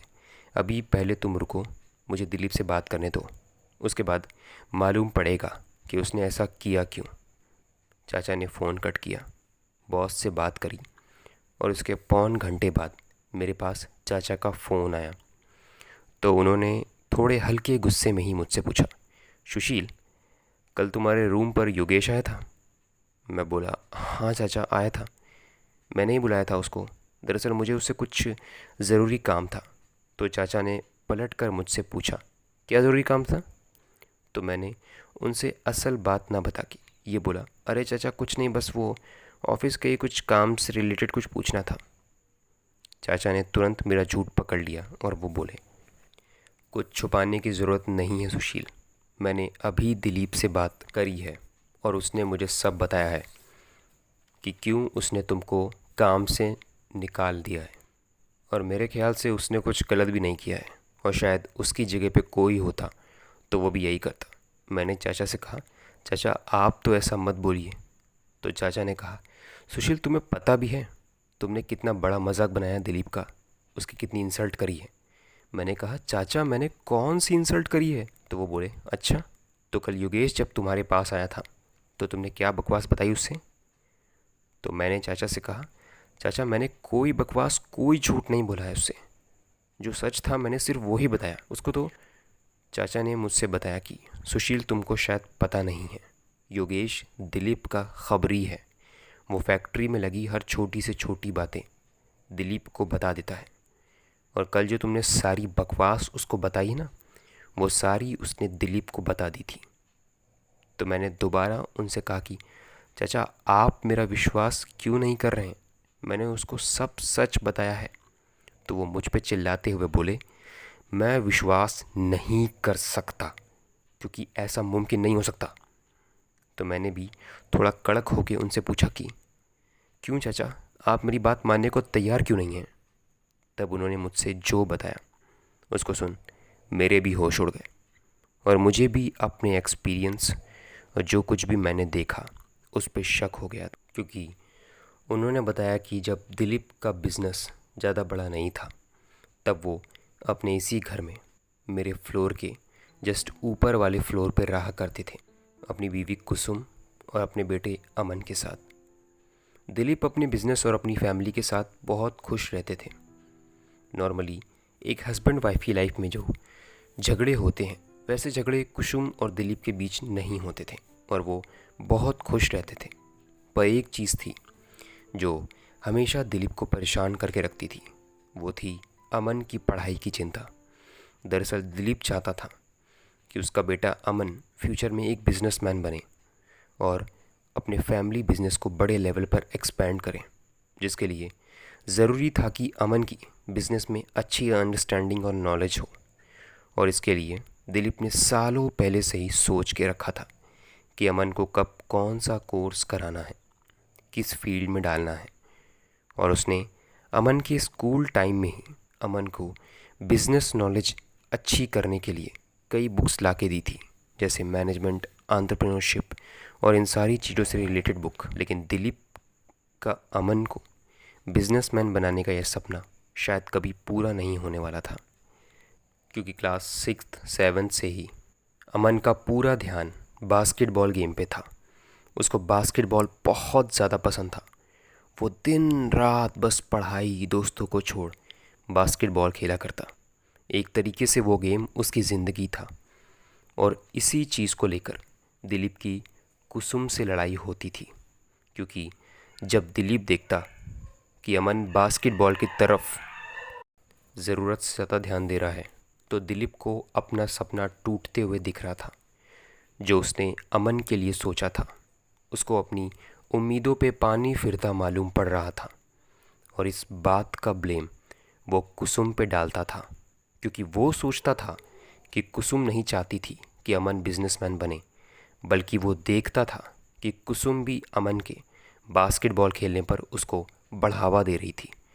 और ये सच था कि कुसुम अमन को बास्केटबॉल गेम के प्रति इंटरेस्ट और स्किल को देख बहुत खुश थी। और कई बार जब इस चीज़ को लेकर दिलीप की कुसुम से लड़ाई होती, तो दिलीप कुसुम के सामने ये सवाल रखता कि तुम अमन को पढ़ाई पर ध्यान देने को समझा क्यों नहीं रही हो, दिन भर बस बास्केटबॉल में लगा रहता है। तो कुसुम दिलीप को ये बात जवाब में सीधे सीधे देती कि इसमें गलत क्या है। अगर बच्चे की किसी गेम में रुचि है, उसका मन किसी चीज़ में लगता है और बच्चा पूरी मेहनत लगन से उस गेम में आगे निकल रहा है, अपना करियर बनाना चाहता है, तो इसमें गलत क्या है। तो बात ज़्यादा बढ़ने पर कई बार दिलीप कुसुम से कहता कि मतलब एक बाप होने के नाते मैं अपने लड़के को लेकर जो सपने देख रहा हूँ वो सब मैं भूल जाऊँ। वो कुसुम से कहता कि मुझे तो लगता है कि तुम चाहती ही नहीं हो कि अमन मेरे बताए रास्ते पर चले। तो कुसुम भी इस बात का दिलीप को साफ सटीक एक ही जवाब देती। वो बोलती कि मैं नहीं चाहती कि अमन तुम्हारे चुने रास्ते पर चले और बिजनेसमैन बने। मैं यही चाहती हूँ कि वो एक बास्केटबॉल प्लेयर बने, क्योंकि इसी में उसकी खुशी है और उसका हुनर भी। और अंत में दिलीप से वो एक ही बात बोलती कि बच्चे माँ बाप के इशारों की कठपुतली नहीं होते, कि जो वो चाहें बच्चे वही करें, या जिस रास्ते पर बोलें बच्चे उसी रास्ते पर चलें। बच्चों को पूरा हक है अपनी ज़िंदगी के कुछ चुनाव खुद ही मर्ज़ी से करने का।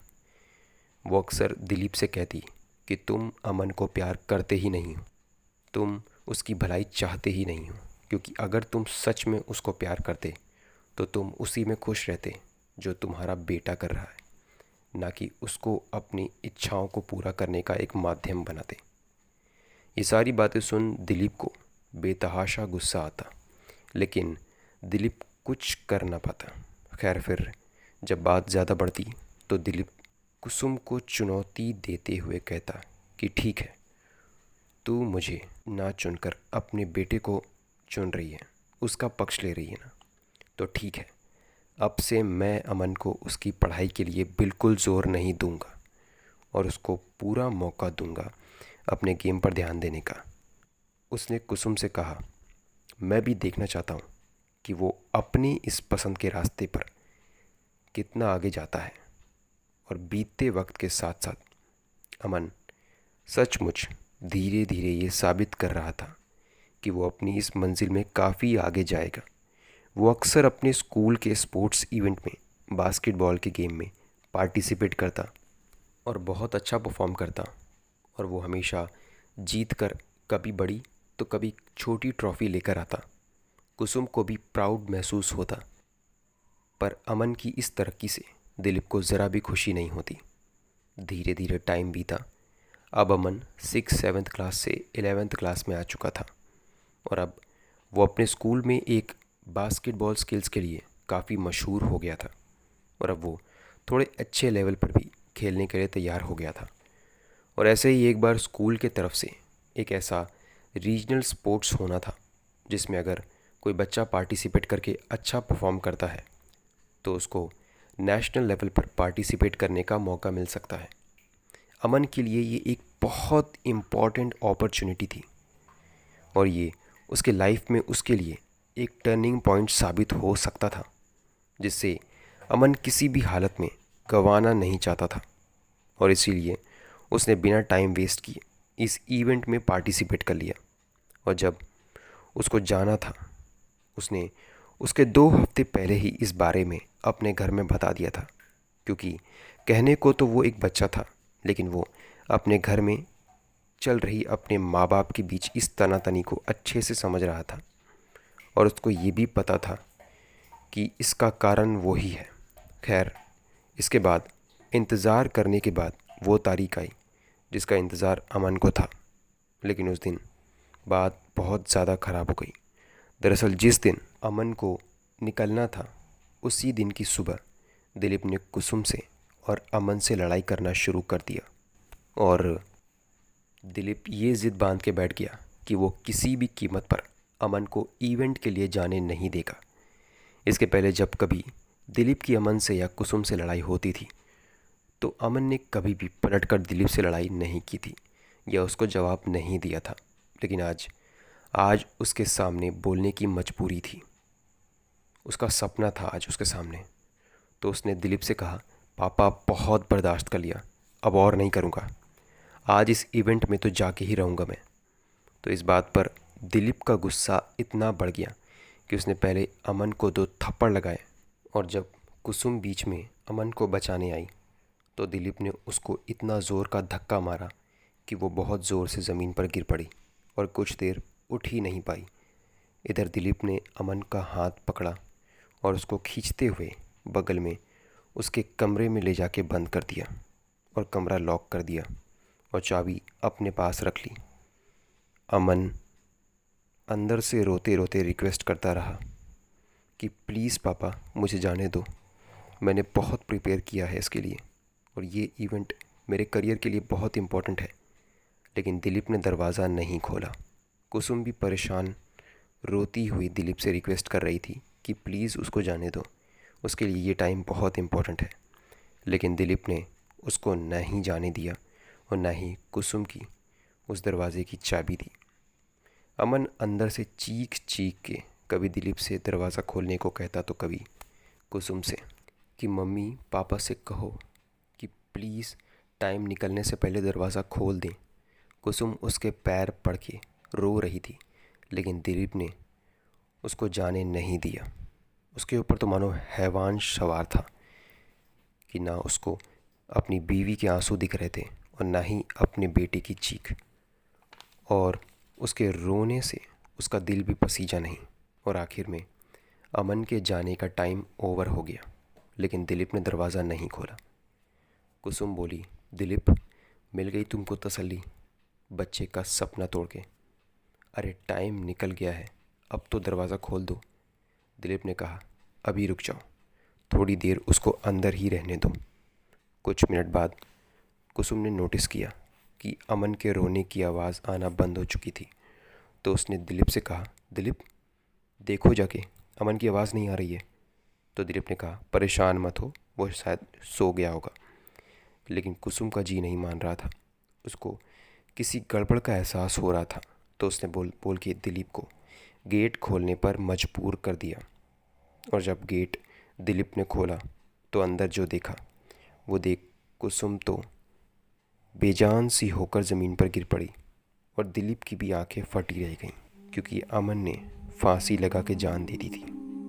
जो कुछ भी हुआ था उस पर यकीन तो नहीं हो रहा था।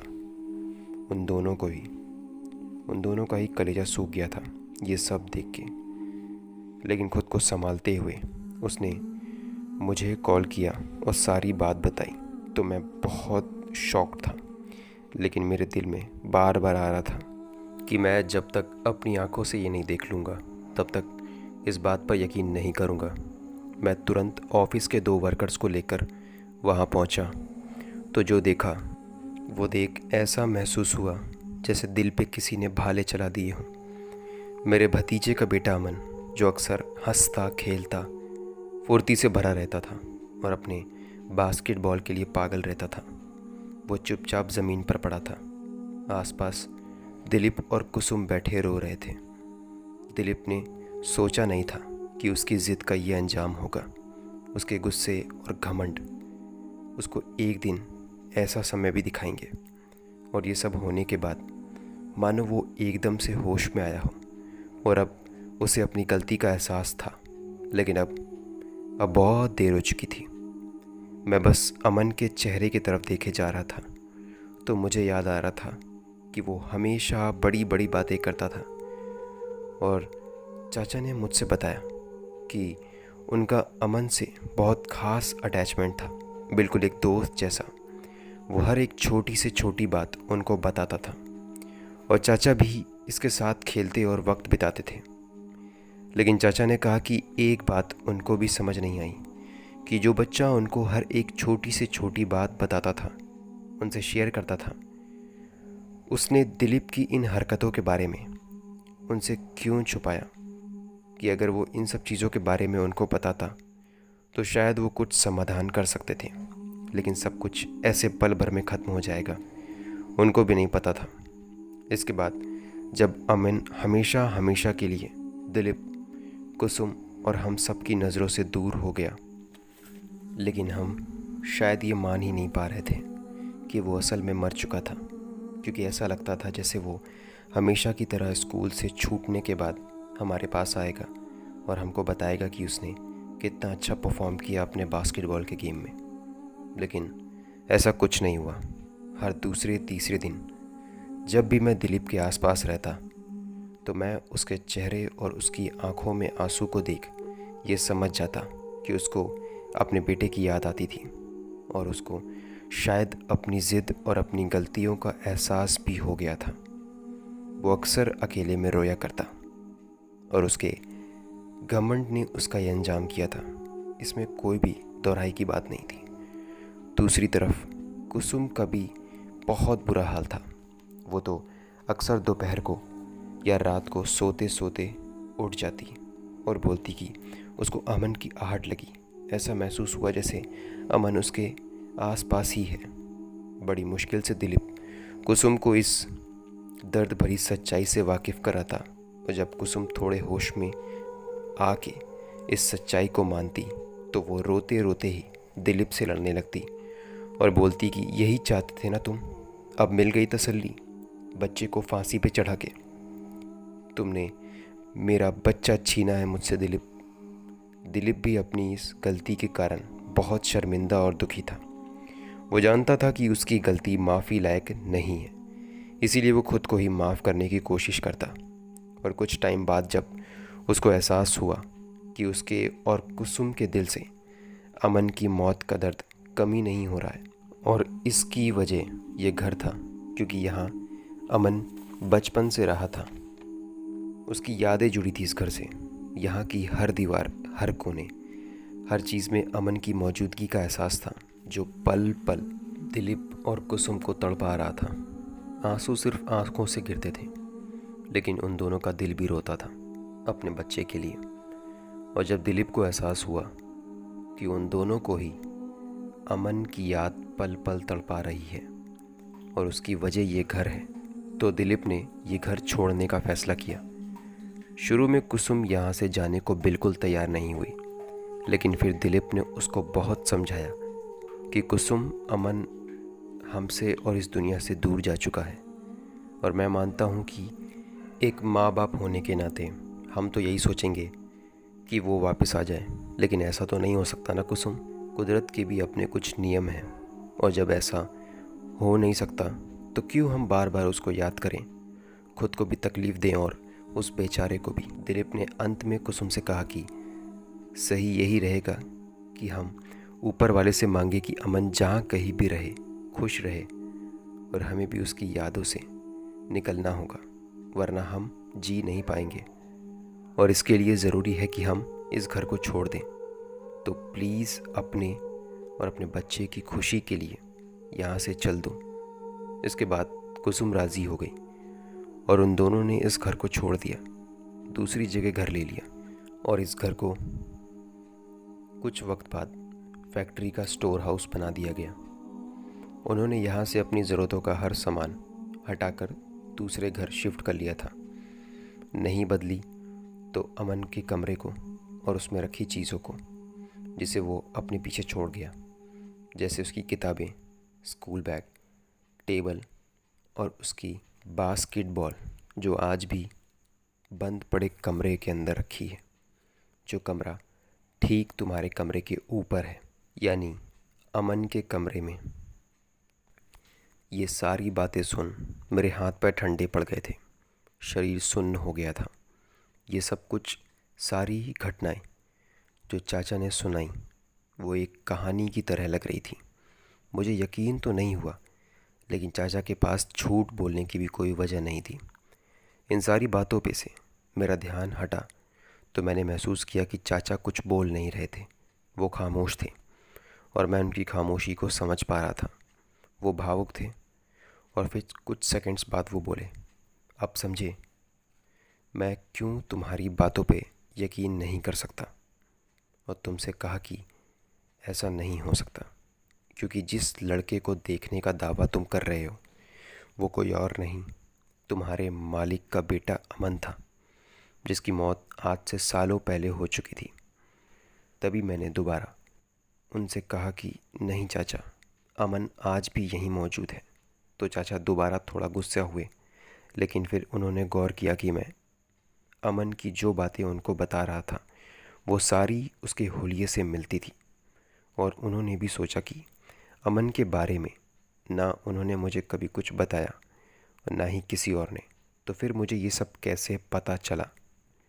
वो खामोश थे, लेकिन उनको मुझ पे विश्वास हो गया था। उनको उस वक्त समझ नहीं आया कि वो मुझसे कहें क्या। खैर, उस वक्त फ़ोन कट किया तो फिर मेरा ध्यान इस अजीब सच्चाई पर गया जो चाचा ने मुझे इस घर और अमन के बारे में बताई थी।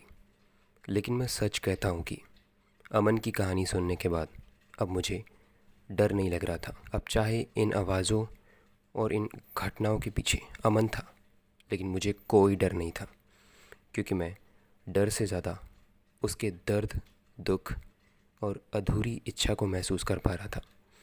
दिमाग में उसका चेहरा और आंखें नम थीं, और यूँ एक पल में उसे ऐसा लगाव होने का कारण यही था कि उसकी कहानी काफ़ी हद तक मेरी कहानी से मिलती थी। मैं उसके दुख को बहुत गहराई से महसूस कर पा रहा था। उसके बारे में सोचते सोचते मैं कब सो गया पता नहीं चला। शाम हो गई थी कि तभी नींद दरवाजे पे हो रही एक दस्तक की आवाज़ से टूटी। जाके दरवाज़ा खोला तो चाचा खड़े थे।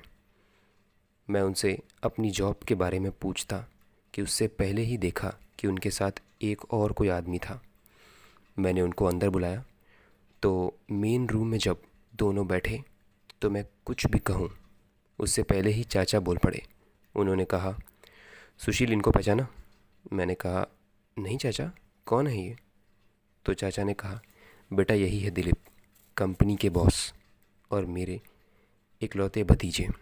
ये सुन मैं उनकी तरफ देखकर उनसे नमस्ते कर बोला, सर मुझे जॉब से क्यों निकाल दिया सर मेरी क्या गलती थी?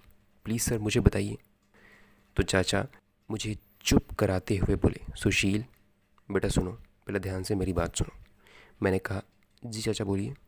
तो चाचा ने मुझसे कहा कि दिलीप ने ये फ़ैसला किया है कि वो तुम्हें नौकरी से नहीं निकाल रहा है, तो फिक्र करना डरना बंद करो। तुम्हें नौकरी से नहीं निकाला जा रहा है, ठीक है? और तुमको ये रूम छोड़ने की भी कोई ज़रूरत नहीं है। बस खुश? मैं बहुत खुश हुआ। मैंने उन दोनों से शुक्रिया कहा, लेकिन तभी चाचा ने मुझसे कहा कि सुशील मेरी बात सुनो। मैं बोला, जी चाचा बोलिए। तो चाचा ने कहा कि दिलीप को तुमसे कुछ बात करनी है। तो मैंने हाँ कर दिया। तो चाचा बाहर चले गए और दिलीप सर मेरे कमरे में बैठे थे। मैं उनके पास गया और मैंने कहा, जी सर बताइए। तो उन्होंने पहले मुझसे बैठने का इशारा किया। जब मैं बैठा तो उन्होंने थोड़ा हिचकिचाते हुए मासूम सा चेहरा बना के मुझसे कहा, सुशील, चाचा ने तुमको ये तो बताया होगा कि जिस लड़के को तुमने यहाँ देखने का दावा किया है वो मेरा बेटा था, अमन। मैंने भी कहा कि जी मुझे बताया उन्होंने। तो वो मुझसे एक एक कर पूछने लगे कि क्या देखा तुमने, कैसा था वो, क्या बोला था क्या उसने।